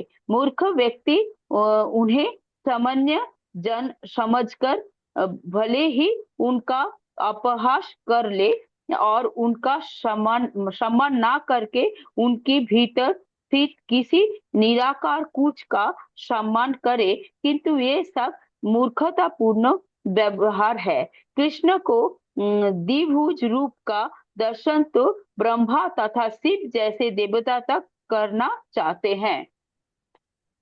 भगवत गीता 9/11 में उसकी पुष्टि हुई है। अब जानन्ति मां मूढ़ा मानुषी तत्तमाश्रितम। जो लोग उनका उपहास करते हैं वे उन्हें दृश्य नहीं होते, जैसा कि ब्रह्म संहिता में तथा स्वयं कृष्ण द्वारा भगवत गीता में पुष्टि हुई है। कृष्ण का शरीर सच्चिदानंद स्वरूप है। उनका शरीर कभी भी भौतिक शरीर जैसा नहीं है, किंतु जो लोग भगवत गीता या उसी प्रकार के वैदिक शास्त्रों को पढ़कर कृष्ण का अध्ययन करते हैं, उनके लिए कृष्ण सामान्य बने रहते हैं। जो भौतिक विधि का प्रयोग करता है उनके लिए कृष्ण एक महान ऐतिहासिक पुरुष तथा अत्यंत विज्ञान चिंतक है। यद्यपि वे सामान्य व्यक्ति है और इतने शक्तिमान होते हुए भी उन्हें भौतिक शरीर धारण करना पड़ा। अंततगत्या वो परम सत्य है, निर्विशेष मानते हैं। अतः वे सोचते हैं कि भगवान ने अपने निराकार रूप से ही साकार रूप धारण किया। परमेश्वर के विषय में ऐसा अनुमान नितांत भौतिकवादी है। दूसरा अनुमान भी काल्पनिक है। जो लोग ज्ञान की खोज में है वे भी कृष्ण का चिंतन करते हैं और उन्हें उनके विश्व रूप से कम महत्वपूर्ण मानते हैं। इस प्रकार कुछ लोग सोचते हैं कि अर्जुन के समक्ष कृष्ण का जो रूप प्रकट हुआ था वे उनके साकार रूप से अधिक महत्वपूर्ण है। उनके अनुसार कृष्ण का साकार रूप काल्पनिक है। उसका विश्वास है कि परम सत्य व्यक्ति नहीं है, किंतु भगवत गीता के 4th अध्याय में दिव्य विधि का वर्णन है और वे कृष्ण के विषय में प्रामाणिक व्यक्तियों से श्रवण करने की है।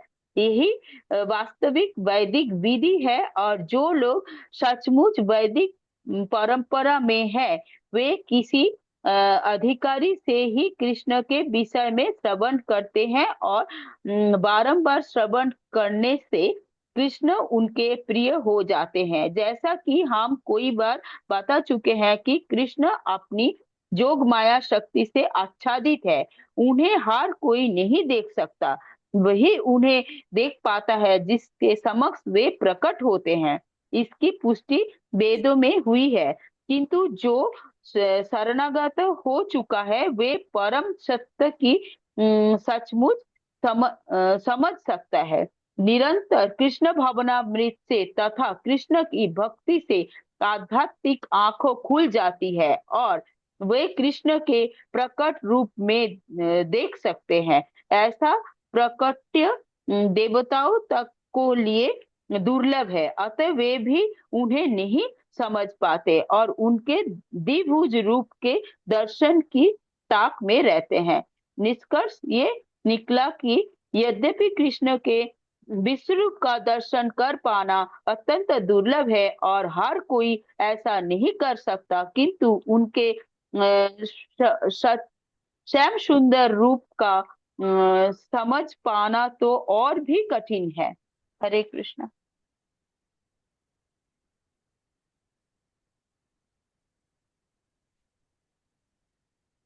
हाँ देखिए इसको। सो तो भगवान कहते हैं कि ये जो मेरा विश्वरूप है इसको देखना बहुत मुश्किल है, बल्कि जो बड़े बड़े देवता हैं वो भी उसको देखने की लालच रहते हैं। तो भगवान अपने विश्वरूप को प्रशंसा करते हैं कि देवता लोग उसको देखना चाहते हैं फिर भी नहीं देख पाते हैं, पर तुम मेरे इस रूप को भी नहीं देखना चाहते हो। जिस विश्वरूप को सारे देवता देखना चाहते हैं तुम उस रूप को भी नहीं देखना चाहते हो। क्यों क्यों नहीं देखना चाहते हो? क्योंकि जिसने मेरे इस दो भुजाओं वाले रूप को देखा है, कृष्ण का जो रूप है, वो कोई और रूप में आनंद नहीं ले सकता है। इसीलिए मैंने तुमको पहले दिव्य दृष्टि दी थी, दिव्यम ददामि ते चक्षु। हालांकि मैंने तुमको दिव्य दृष्टि दी थी, पर मन कौन सा था तुम्हारा? मन भक्त वाला ही मन था। हाँ, तो इस तरह से तुम्हारा मन जिसने मेरी मधुर रूप का आस्वादन कर लिया है, वो उस महान रूप का आनंद नहीं ले सकता है। हाँ, अगर मैं तुमको दिव्य मन लेता देवता वाला, तो शायद तुम उसका आनंद ले पाते। तो भगवान उसको क्लियर करते हैं और प्रभुपाद ने काफी लंबा परपोर्ट दिया है। हाँ, प्रभुपाद कहते हैं कि भक्ति के द्वारा ही व्यक्ति को दिव्य दृष्टि प्राप्त होगी, जिसके द्वारा वो भगवान के जितने भी ये रूप है, विश्व रूप दर्शन बोलिए, चतुर्भुज रूप बोलिए, हाँ, या फिर दो भुजा वाला रूप बोलिए, इसका आस्वादन व्यक्ति तभी कर सकता है या उनका दर्शन तभी कर सकता है जब वो भक्ति करता है। तो हालांकि विश्व रूप को समझना देवताओं के लिए मुश्किल है, पर उससे ज्यादा मुश्किल है चतुर्भुज रूप का को समझना। उससे ज्यादा मुश्किल है भगवान के दो भुजाओं वाले रूप को समझना, जिसका जिसको अर्जुन देख रहा है। चलिए आगे चलते हैं। ना हम वेदेर न तपसा न दाने न चेजया शक्य एवं विधो दृष्टुम दृष्टवा न सीमाम यथा। पढ़िए इसका अर्थ तात्पर्य।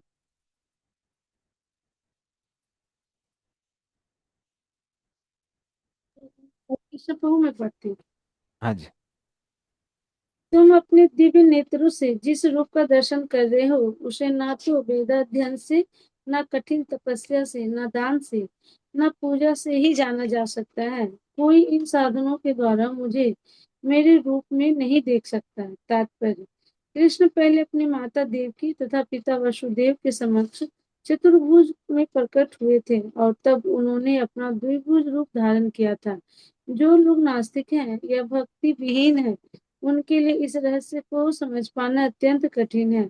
जिन विद्वानों ने केवल व्याकरण विधि से या पूरी शिक्षक योग्यताओं के आधार पर वैदिक साहित्य का अध्ययन किया है, वे कृष्ण को नहीं समझ सकते, ना ही वे लोग कृष्ण को समझ सकेंगे जो औपचारिक पूजा करने के लिए मंदिर जाते हैं। वे भले ही वहां जाते रहें, वे कृष्ण के असली रूप को नहीं समझ सकेंगे। कृष्ण को तो केवल भक्ति मार्ग से समझा जा सकता है, जैसा कि कृष्ण ने स्वयं अगले श्लोक में बताया है। हरे कृष्ण बोलो। तो भगवान अर्जुन से कहते हैं कि ना हम वेदों के द्वारा मेरे इस रूप को नहीं दिखाया जा सकता है, ना तपस्या के द्वारा नहीं दिखाया जा सकता है, दान के द्वारा, इज्जिया मतलब सेक्रीफाइसेस के द्वारा, यज्ञ के द्वारा नहीं जाना जा सकता है। सख्या एवं विदु दृष्टुम दृष्टवान ऐसी माम ऐसा। हाँ, तो जैसे तुम मुझे देख रहे हो सख्य भाव के कारण, ऐसे नहीं देख सकते हैं कोई।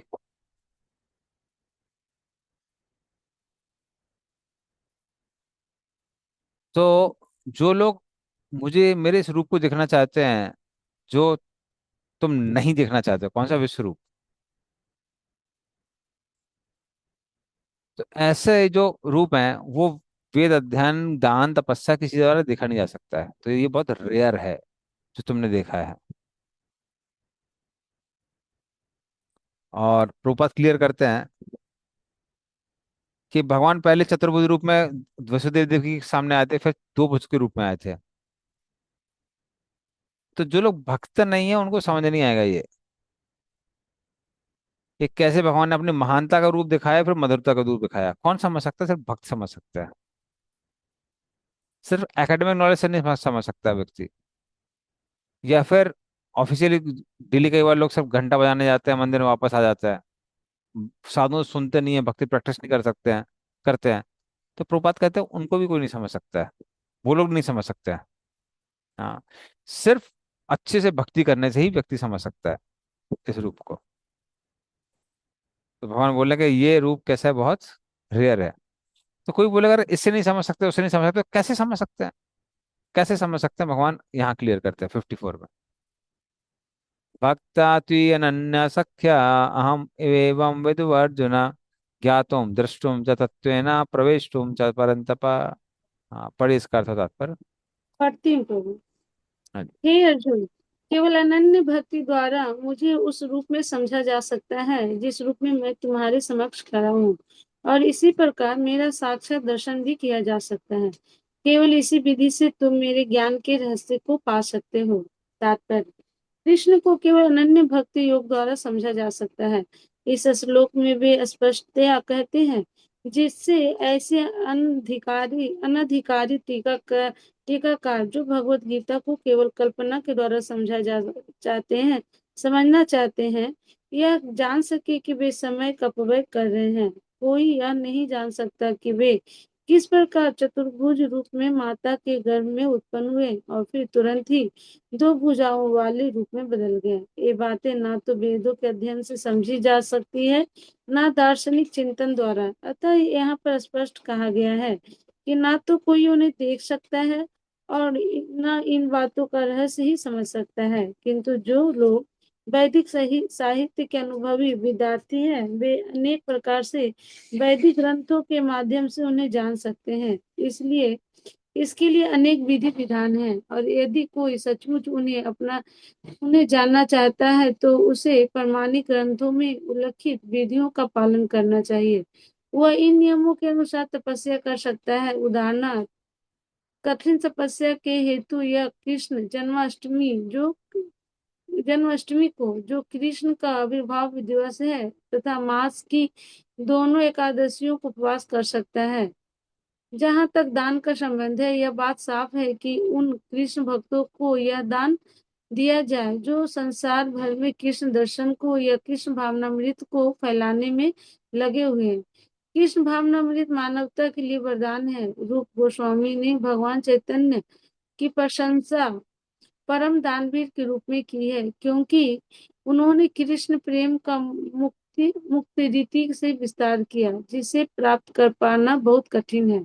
अतः यदि कोई कृष्ण भावनामृत का प्रचार करने वाले व्यक्तियों को अपना धन दान में देता है, तो कृष्ण भावनामृत का प्रचार करने के लिए दिया गया यह दान संसार का सबसे बड़ा दान है।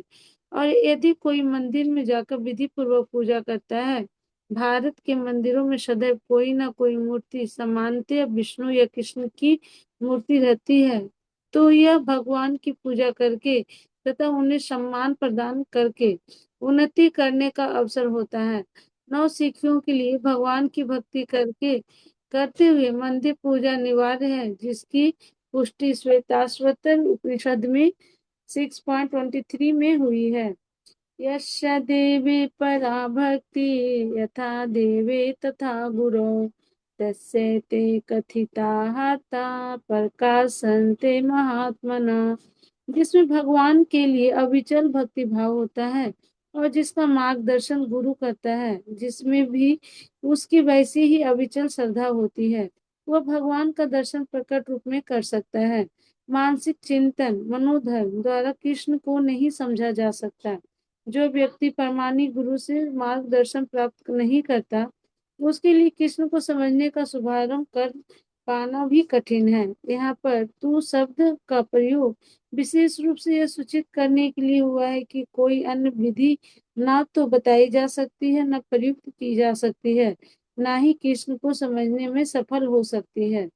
कृष्ण के चतुर्भुज तथा द्विभुज साक्षात रूप अर्जुन को दिखाए गए क्षणिक विश्व रूप से सर्वथा भिन्न है। नारायण का चतुर्भुज रूप तथा कृष्ण का द्विभुज रूप दोनों ही शाश्वत तथा दिव्य हैं, जबकि अर्जुन को दिखलाया गया विश्व रूप नश्वर है।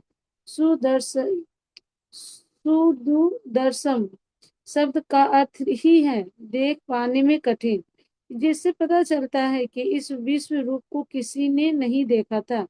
इससे यह भी पता चलता है कि भक्तों को इस रूप को देखने की आवश्यकता भी नहीं थी। इस रूप को कृष्ण ने अर्जुन की प्रार्थना पर दिखाया था, जिससे भविष्य में यदि कोई अपने को भगवान का अवतार कहे तो लोग उससे यह कह सके कि तुम अपना विश्व रूप दिखलाओ। पिछले श्लोक में न शब्द की पुनरुक्ति सूचित करती है कि मनुष्य को वैदिक ग्रंथों के पांडित्य का गर्व नहीं होना चाहिए, उसे कृष्ण की भक्ति करनी चाहिए, तभी वह भगवत गीता की टीका लिखने का प्रयास कर सकता है। कृष्ण विश्व रूप को नारायण के चतुर्भुज रूप में और फिर अपने सहज द्विभुज रूप में परिणत होते हैं। इससे यह सूचित होता है कि वैदिक साहित्य में उल्लेखित चतुर्भुज रूप तथा अन्य रूप कृष्ण के आदि द्विभुज रूप से उद्भूत है। वे समस्त उद्भवों के उद्गम है। कृष्ण इनसे भी भिन्न है। निर्विशेष रूप की कल्पना का तो कुछ कहना ही नहीं। जहाँ तक कृष्ण के चतुर्भुजी रूपों का संबंध है, यह स्पष्ट कहा गया है कि कृष्ण का सर्वाधिक निकट चतुर्भुजी रूप जो महाविष्णु के नाम से विख्यात है और जो कारनार्नव में शयन करते हैं तथा जिनके श्वास तथा प्रश्वास में अनेक ब्रह्मांड निकलते एवं प्रवेश करते हैं, जो करते हैं भी भगवान का अंश है, जैसा कि ब्रह्म संहिता में कहा गया है। ऐसे कनिष्ठ कालम अथा विलंब जीवंति लोम बिलजा जगदंड नाथा विष्णुर्महान स यस्य कला विशेषो गोविंदमादि पुरुषम तमहम भजामि। जिनके श्वास लेने से ही जिनमें अनंत ब्रह्मांड प्रवेश करते हैं तथा पुनः बाहर निकल आते हैं, वे महाविष्णु कृष्ण के अंश रूप हैं। अतः मैं गोविंद या कृष्ण की पूजा करता हूँ, जो समस्त कारणों के कारण है। अतः मनुष्य को चाहिए कि कृष्ण के साकार रूप को भगवान मानकर पूजे, क्योंकि वही सच्चिदानंद स्वरूप है। वे विष्णु के समस्त रूपों के उद्गम हैं, वे समस्त अवतारों के उद्गम हैं और आदि महापुरुष हैं, जैसा कि भगवत गीता में पुष्ट होता है। गोपाल तापनी उपनिषद में 1.1 निम्नलिखित कथन आया है। सच्चिदानंद रूपाय कृष्णाय क्लिष्टकारिणे नमो वेदांत वेदाय गुरुवे बुद्धि साक्षिणे। मैं कृष्ण को प्रणाम करता हूँ, जो सच्चिदानंद स्वरूप है। मैं उनको नमस्कार करता हूँ, क्योंकि उनको जान लेने का अर्थ है वेदों को जान लेना। अतः वे परम गुरु हैं। उसी प्रकरण में कहा गया है कि कृष्ण वै परमं दैवतम, कृष्ण भगवान है। गोपाल तापनी उपनिषद 1.3 एको वसी सर्वगा कृष्ण ईडया। वह कृष्ण भगवान है और पूज्य हैं। एको अपि सन बहुधा यो अभवाति। कृष्ण एक है, किंतु वे अनंत रूपों तथा अंश अवतारों के रूप में प्रकट होते हैं। गोपाल तापनी 1.21। ब्रह्म संहिता का ब्रह्म संहिता 5.1 का कथन है, ईश्वर परमा कृष्ण सच्चिदानंद विग्रह अनादिरादि गोविंद सर्व कारण कारणम। भगवान तो कृष्ण है जो सच्चिदानंद स्वरूप है, उनका कोई आदि नहीं है, क्योंकि वे प्रत्येक वस्तु के आदि हैं, वे समस्त कारणों के कारण हैं। अन्यत्र भी यह कहा गया है, यत्रावतीर्ण कृष्णाख्यम परम ब्रह्मा नराकृति। भगवान एक व्यक्ति है, उसका नाम कृष्ण है और वह कभी कभी इस पृथ्वी पर अवतरित होता है। उसी प्रकार श्रीमद् भागवत में भगवान के सभी प्रकार के अवतारों का वर्णन मिलता है, जिसमें कृष्ण का भी नाम है। किंतु तब यह कहा गया है कि यह कृष्ण ईश्वर के अवतार नहीं अपितु साक्षात भगवान है। ये तो चांस कला पुंसा कृष्णास्तु भगवान स्वयं। इसी प्रकार भगवत गीता में भगवान कहते हैं, मता परतरम नान्यात्। भगवान कृष्ण के रूप हैं, कृष्ण के रूप से और कोई रूप श्रेष्ठ नहीं है। अन्यत्र भी कहा गया है, अहम आदिरहि देवानां। मैं समस्त देवताओं का उद्गम हूँ। कृष्ण से भगवत गीता ज्ञान प्राप्त करने पर अर्जुन भी इन शब्दों में इसकी पुष्टि करता है, परम ब्रह्म परम धाम पवित्रम परमम भगवान। अब मैं भली भांति समझ गया कि आप परम सत्य भगवान हैं और प्रत्येक वस्तु के आश्रय हैं। अतः कृष्ण ने अर्जुन को जो विश्व रूप दिखलाया वह उनका आदि रूप नहीं है। आदि रूप तो कृष्ण रूप है। हजारों हाथों तथा हजारों सिरों वाला विश्व रूप तो उन लोगों का ध्यान आकृष्ट करने के लिए दिखलाया गया जिनका ईश्वर से तनिक भी प्रेम नहीं है। यह ईश्वर का आदि रूप नहीं है। विश्व रूप उन शुद्ध भक्तों के लिए तनिक भी आकर्षक नहीं होता जो विभिन्न दिव्य संबंधों में भगवान से प्रेम करते हैं। भगवान अपने आदि कृष्ण रूप में ही प्रेम का आदान प्रदान करते हैं। अतः कृष्ण से घनिष्ठ मैत्री भाव से संबंधित अर्जुन को यह विश्व रूप तनिक भी रुचिकर नहीं लगा, अपितु उसे भयानक लगा। कृष्ण के चिर सखा अर्जुन के पास अवश्य ही दिव्य दृष्टि रही होगी। वह भी कोई सामान्य व्यक्ति न था, इसलिए वह विश्व रूप से मोहित नहीं हुआ। यह रूप उन लोगों को भले ही अलौकिक लगे लगे जो अपने को सकाम कर्मों द्वारा ऊपर उठाना चाहते हैं, किंतु भक्ति में रत व्यक्तियों के लिए तो दो भुजा वाले कृष्ण का रूप ही अत्यंत प्रिय है। हरे कृष्ण। धन्यवाद। धन्यवाद। तो भक्त्या तु अनन्य सख्या एवं विदु अर्जुना दयातम दृष्टुम तत्व प्रविष्टुम च परंतपा। तो भगवान क्लियरली बोलते भक्ता तु अनन्या। अनन्या मतलब अनन्य भक्ति या फिर इसको शुद्ध भक्ति कहते हैं। भगवान बोलते शुद्ध भक्ति द्वारा ही मुझे जाना जा सकता है। हाँ, ज्ञातुम व्यक्ति भगवान को जान सकता है, दृष्टुम देख सकता है, प्रविष्टुम प्रवेश भी कर सकता है, पर कैसे कर सकता है? भक्ति से ही कर सकता है। हाँ, अन्य तरीकों से नहीं कर सकता है। तो अगर मान लीजिए कोई भगवान में प्रवेश भी करना चाहता है ब्रह्म में, तो वो ज्ञान से नहीं कर पाएगा, साथ में उसको थोड़ी भक्ति करनी पड़ेगी जिसकी वजह से वो भगवान में प्रवेश कर सकता है। हम्म, क्योंकि जब वो ब्रह्म में प्रवेश करने वाला होता है उसको ज्ञान छोड़ना पड़ता है। ज्ञान क्या बोलता है? आप शरीर नहीं है, नहीं है, नहीं है। आप बार बार सोचेंगे शरीर नहीं है तो ध्यान कहाँ रहेगा? शरीर पे रहेगा। शरीर पे ध्यान रहेगा तो वापस शरीर मिलेगा।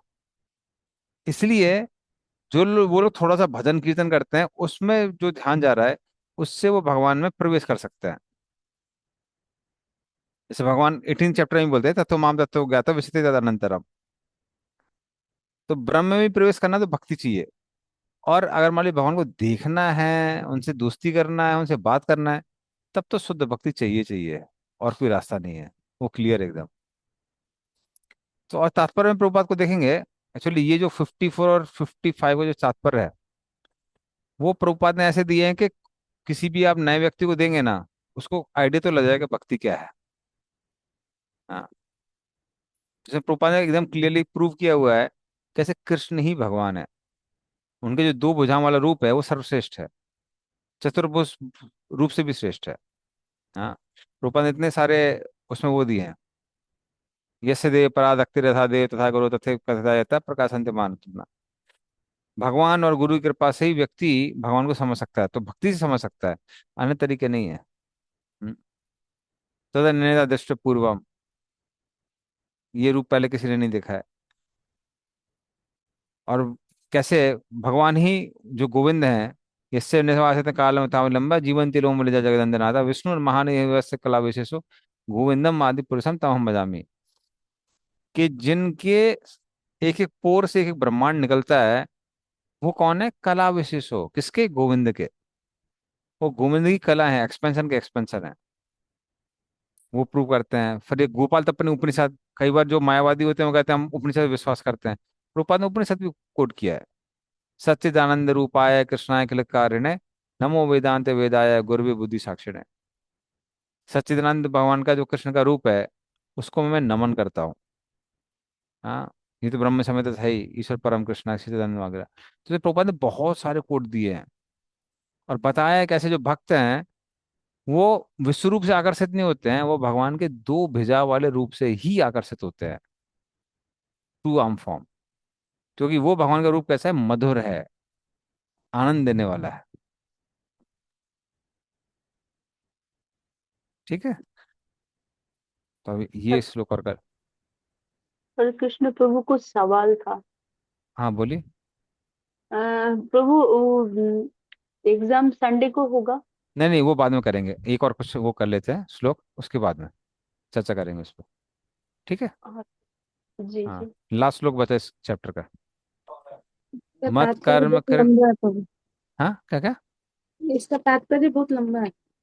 हाँ लंबा है, फिर भी पढ़ लेते, कोई एक ही वर्ष बचा है। मत कर्म कृन मत परमो मत भक्ता संग वर्जिता निर्वैरा सर्वभूतेषु यासा मामेति पांडव। पढ़िए, इसका अर्थ बताओ, सुन मत ही पढ़िए। हरे कृष्णा। हे अर्जुन, जो व्यक्ति सकाम कर्मों तथा मनोधर्म के कलमश से मुक्त होकर मेरी शुद्ध भक्ति में तत्पर रहता है, जो मेरे लिए कर्म करता है, जो मुझे ही जीवन लक्ष्य समझता है और जो प्रत्येक जीव से मैत्री भाव रखता है, वह निश्चय ही मुझे प्राप्त करता है। तात्पर्य: जो कोई चिन्मय व्योम के कृष्ण लोक में परम पुरुष को प्राप्त करके भगवान कृष्ण से घनिष्ठ संबंध स्थापित करना चाहता है, उसे स्वयं भगवान द्वारा बताए गए इस मंत्र को ग्रहण करना होगा। अतः यह श्लोक भगवत गीता का सार माना जाता है। भगवत गीता एक ऐसा ग्रंथ है जो उन बद्ध जीवों की ओर लक्षित है जो इस भौतिक संसार में प्रकृति पर प्रभुत्व जताने में लगे हुए हैं और वास्तविक आध्यात्मिक जीवन के बारे में नहीं जानते।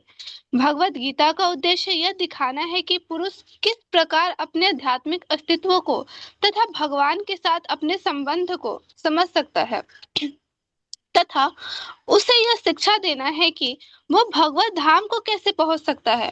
यह श्लोक उस विधि को स्पष्ट रूप से बताता है जिससे मनुष्य अपने आध्यात्मिक कार्य में अर्थात भक्ति में सफलता प्राप्त कर सकता है। भक्ति रसामृत सिंधु में कहा गया है, अनासक्तस्य विषयान् यथा अहम उपज्यत निर्बंध कृष्ण संबंध है युक्तम वैराग उच्यते। ऐसा कोई कार्य ना करे जो कृष्ण से संबंधित ना हो, यह कृष्ण कर्म कहलाता है। कोई भले ही कितने कर्म क्यों ना करे, किंतु उसे उनके फल के प्रति आसक्ति नहीं होनी चाहिए। यह फल तो कृष्ण को ही अर्पित किया जाना चाहिए। उदाहरणार्थ, यदि कोई व्यापार में व्यस्त है तो उसे इस व्यापार को कृष्ण भावनामृत में परिगणित करने के लिए कृष्ण को अर्पित करना होगा। यदि कृष्ण व्यापार के स्वामी हैं, तो इसका लाभ भी उन्हें ही मिलना चाहिए। यदि किसी व्यापारी के पास करोड़ों रुपए की संपत्ति हो और यदि वो इसे कृष्ण को अर्पित करना चाहे, तो वो ऐसा कर सकता है। यही कृष्ण कर्म है। अपनी इंद्रिय तृप्ति के लिए विशाल भवन न बनाकर वह कृष्ण के लिए सुंदर मंदिर बनवा सकता है, कृष्ण का अर्चा विग्रह स्थापित कर सकता है और भक्ति के प्रामाणिक ग्रंथों में वर्णित अर्चा विग्रह सेवा का प्रबंध कर सकता है। यह सब कृष्ण कर्म है। मनुष्य को अपने कर्म फल में लिप्त नहीं होना चाहिए, अपितु इसे कृष्ण को अर्पित करके बची हुई वस्तु को केवल प्रसाद रूप में ग्रहण करना चाहिए। यदि कोई कृष्ण के लिए विशाल भवन बनवा देता है और उसमें कृष्ण का अर्चा विग्रह स्थापित कराता है, तो उसमें उसे रहने की मनाही नहीं रहती, लेकिन कृष्ण को ही इस भवन का स्वामी मानना चाहिए। यही कृष्णा भावनामृत है। किंतु यदि कोई कृष्ण के लिए मंदिर नहीं बनवा सकता, तो वह कृष्ण मंदिर की सफाई में तो लग सकता है, यह भी कृष्ण कर्म है। वह बगीचे की देखभाल कर सकता है। जिसके पास थोड़ी सी भी भूमि है, जैसा कि भारत के निर्धन से निर्धन व्यक्ति के पास भी होती है, वह उसका उपयोग कृष्ण के लिए फूल उगाने के लिए कर सकता है। वह तुलसी के वृक्ष उगा सकता है, क्योंकि तुलसी दल अत्यंत महत्वपूर्ण है और भगवत गीता में कृष्ण ने उनको आवश्यक बताया है। पत्रम पुष्पम फलम तोयम। कृष्ण चाहते हैं कि लोग उन्हें पत्र, पुष्प, फल या थोड़ा जल भेंट करें, और इस प्रकार की भेंट से वे प्रसन्न रहते हैं। यह पत्र विशेष रूप से तुलसी दल ही है, अतः मनुष्य को चाहिए कि वह तुलसी का पौधा लगाकर उसे सींचे। इस तरह गरीब से गरीब व्यक्ति भी अपने को कृष्ण सेवा में लगा सकता है। ये कतिपय उदाहरण है जिस तरह कृष्ण कर्म में लगा जा सकता है। मत परमः शब्द उस व्यक्ति के लिए आता है जो अपने जीवन का परम लक्ष्य भगवान कृष्ण के परम धाम में उनके संगति करना मानता है।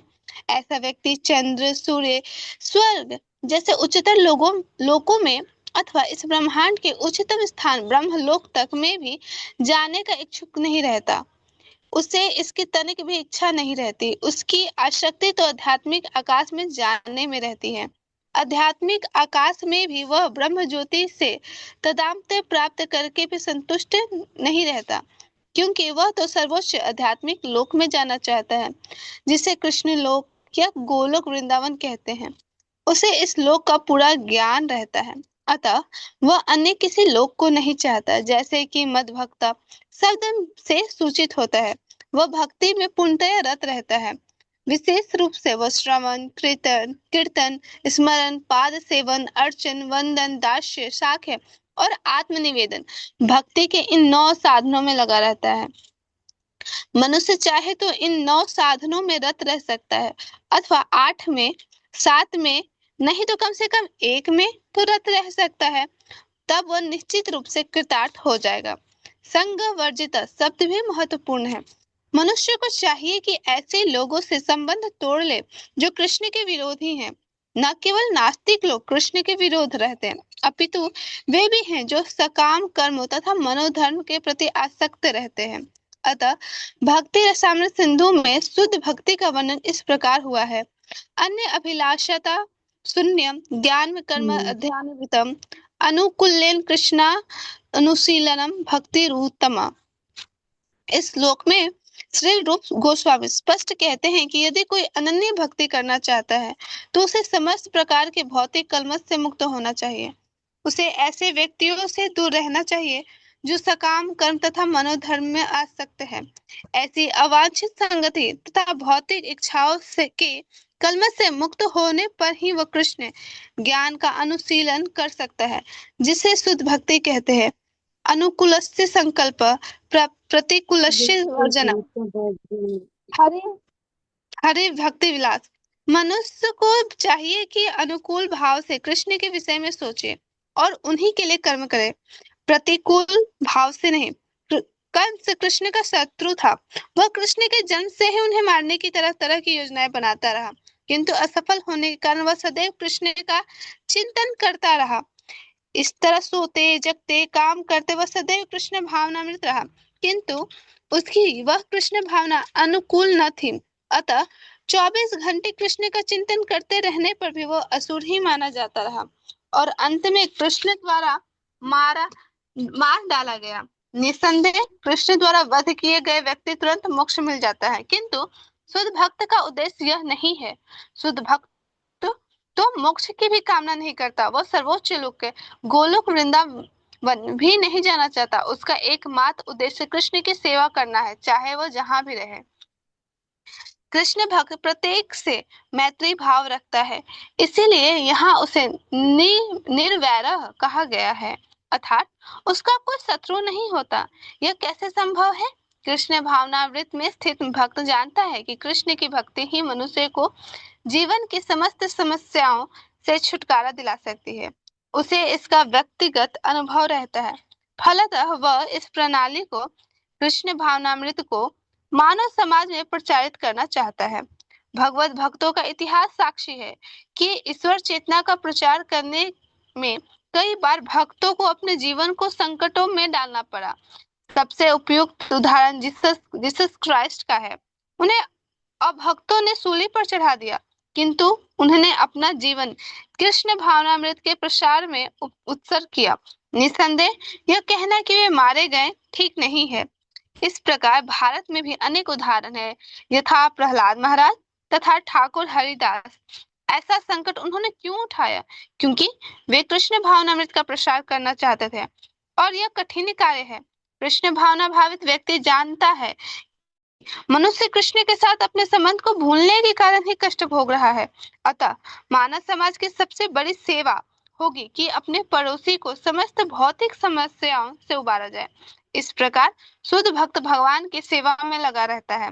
तभी हम समझ सकते हैं कि कृष्ण उन लोगों पर कितने कृपालु हैं जो उनकी सेवा में लगे रहकर उन्हें उनके लिए सभी प्रकार के कष्ट सहते हैं। अतः यह निश्चित है कि ऐसे लोग इस शरीर को छोड़ने के बाद परम धाम को प्राप्त होते हैं। सारांश यह है कि कृष्ण ने अपने क्षण भंगुर विश्व रूप के साथ साथ काल रूप को, जो सब कुछ भक्षण करने वाला है, और यहाँ तक कि चतुर्भुज विष्णु रूप को भी दिखलाया। इस तरह कृष्ण इन समस्त स्वरूपों में के उद्गम है। ऐसा नहीं है कि वे आदि विश्व रूप या विष्णु की ही अभिव्यक्ति हैं। वे समस्त रूपों के उद्गम है। विष्णु तो हजारों लाखों हैं, लेकिन भक्त के लिए कृष्ण का कोई अन्य रूप उतना महत्वपूर्ण नहीं जितना कि मूल दो भुजी श्याम सुंदर रूप। ब्रह्म संहिता में कहा गया है कि जो प्रेम या भक्ति भाव से कृष्ण के श्याम सुंदर रूप के प्रति आसक्त है, वे सदैव उन्हें अपने हृदय में देख सकते हैं और कुछ भी नहीं देख सकते। अतः मनुष्य को समझ लेना चाहिए कि इस 11वें अध्याय का तात्पर्य यही है कि कृष्ण का रूप ही सर्वोपरि है एवं परम सार है। इस प्रकार श्रीमद् भगवद गीता के 11वें अध्याय विराट रूप का भक्ति वेदांत तात्पर्य पूर्ण हुआ। हरे कृष्णा।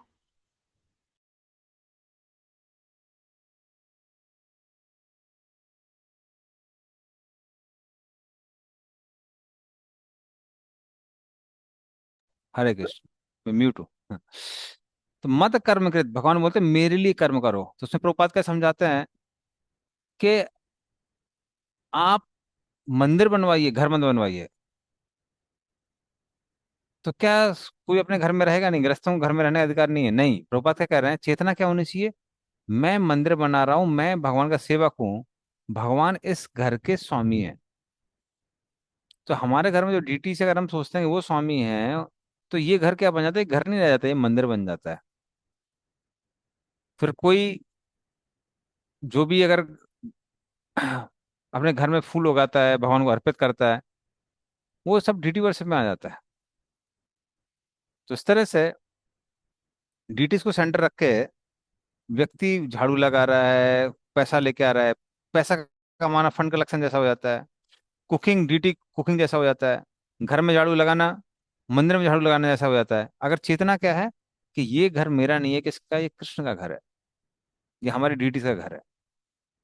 तो उससे कृष्णा कॉन्शियसनेस से व्यक्ति हर चीज को किसमें चेंज कर सकता है? भक्ति में चेंज कर सकता है। फिर मत परमो, भक्तों के लिए भगवान ही सब कुछ है, उनसे बड़ा कोई नहीं है। जो हमारे फैमिली मेंबर्स हैं, मानस देहो देहो जी कुछ उमोर, और प्रीतियों पर है कृष्ण नंद किशोर। तो सब कुछ किसके लिए? वो कृष्ण की सेवा के लिए है। मद भक्त, हाँ, भगवान कहते हैं मेरे भक्त बनो। तो प्रभुपाद कहते हैं कि जो 9 डिवोशन सर्विस हैं, श्रवण कीर्तन विष्णु स्मरण पाद सेवन चरण बंदनम साखम दास्यम, प्रभुपाद कहते हैं 9 में से आप एक कर सकते हैं, 2 कर सकते हैं, या सब कर सकते हैं। हम्म। और संघवर्जिता, संघवर्जिता का मतलब जो लोग नास्तिक हैं, न मायावादी हैं, उन सबसे दूर उनका संग को त्याग देना। असत संग त्याग यही वैष्णवाचार। हम्म। तो जो असत लोग हैं उनका त्याग करना ही वैष्णवों का आचार है। स्त्री संगी एक असाधु कृष्ण भक्तार, जो कृष्ण के भक्त नहीं है उनका त्याग कर देना चाहिए। जो स्त्री संगी का मतलब क्या होता है, जो स्त्री को भोग करने की दृष्टि से देखता है, उनके साथ अगर हम लोग वो करेंगे, एसोसिएट करेंगे, तो हमारे अंदर वो भावना आ जाएगी। इसलिए उन लोगों का त्याग कर देना चाहिए। हाँ, तो संग वर्जिता है। और निर्वैरा भक्त का कोई वैरी नहीं है, क्योंकि वो सबको क्या करता है, सबको प्रचार करता है। स्वयं भगवत धाम जाना चाहता है और सबको भगवत धाम लेके जाता है। हम्म, तो इस तरह से आ, भगवान बताते हैं कि भक्त कौन है, और प्रभुपाद उसको एलोबरेटली लिखते हैं परपोर्ट में। तो इसलिए जो आखिरी जो परपोर्ट 54 55 ये बहुत इंपॉर्टेंट है।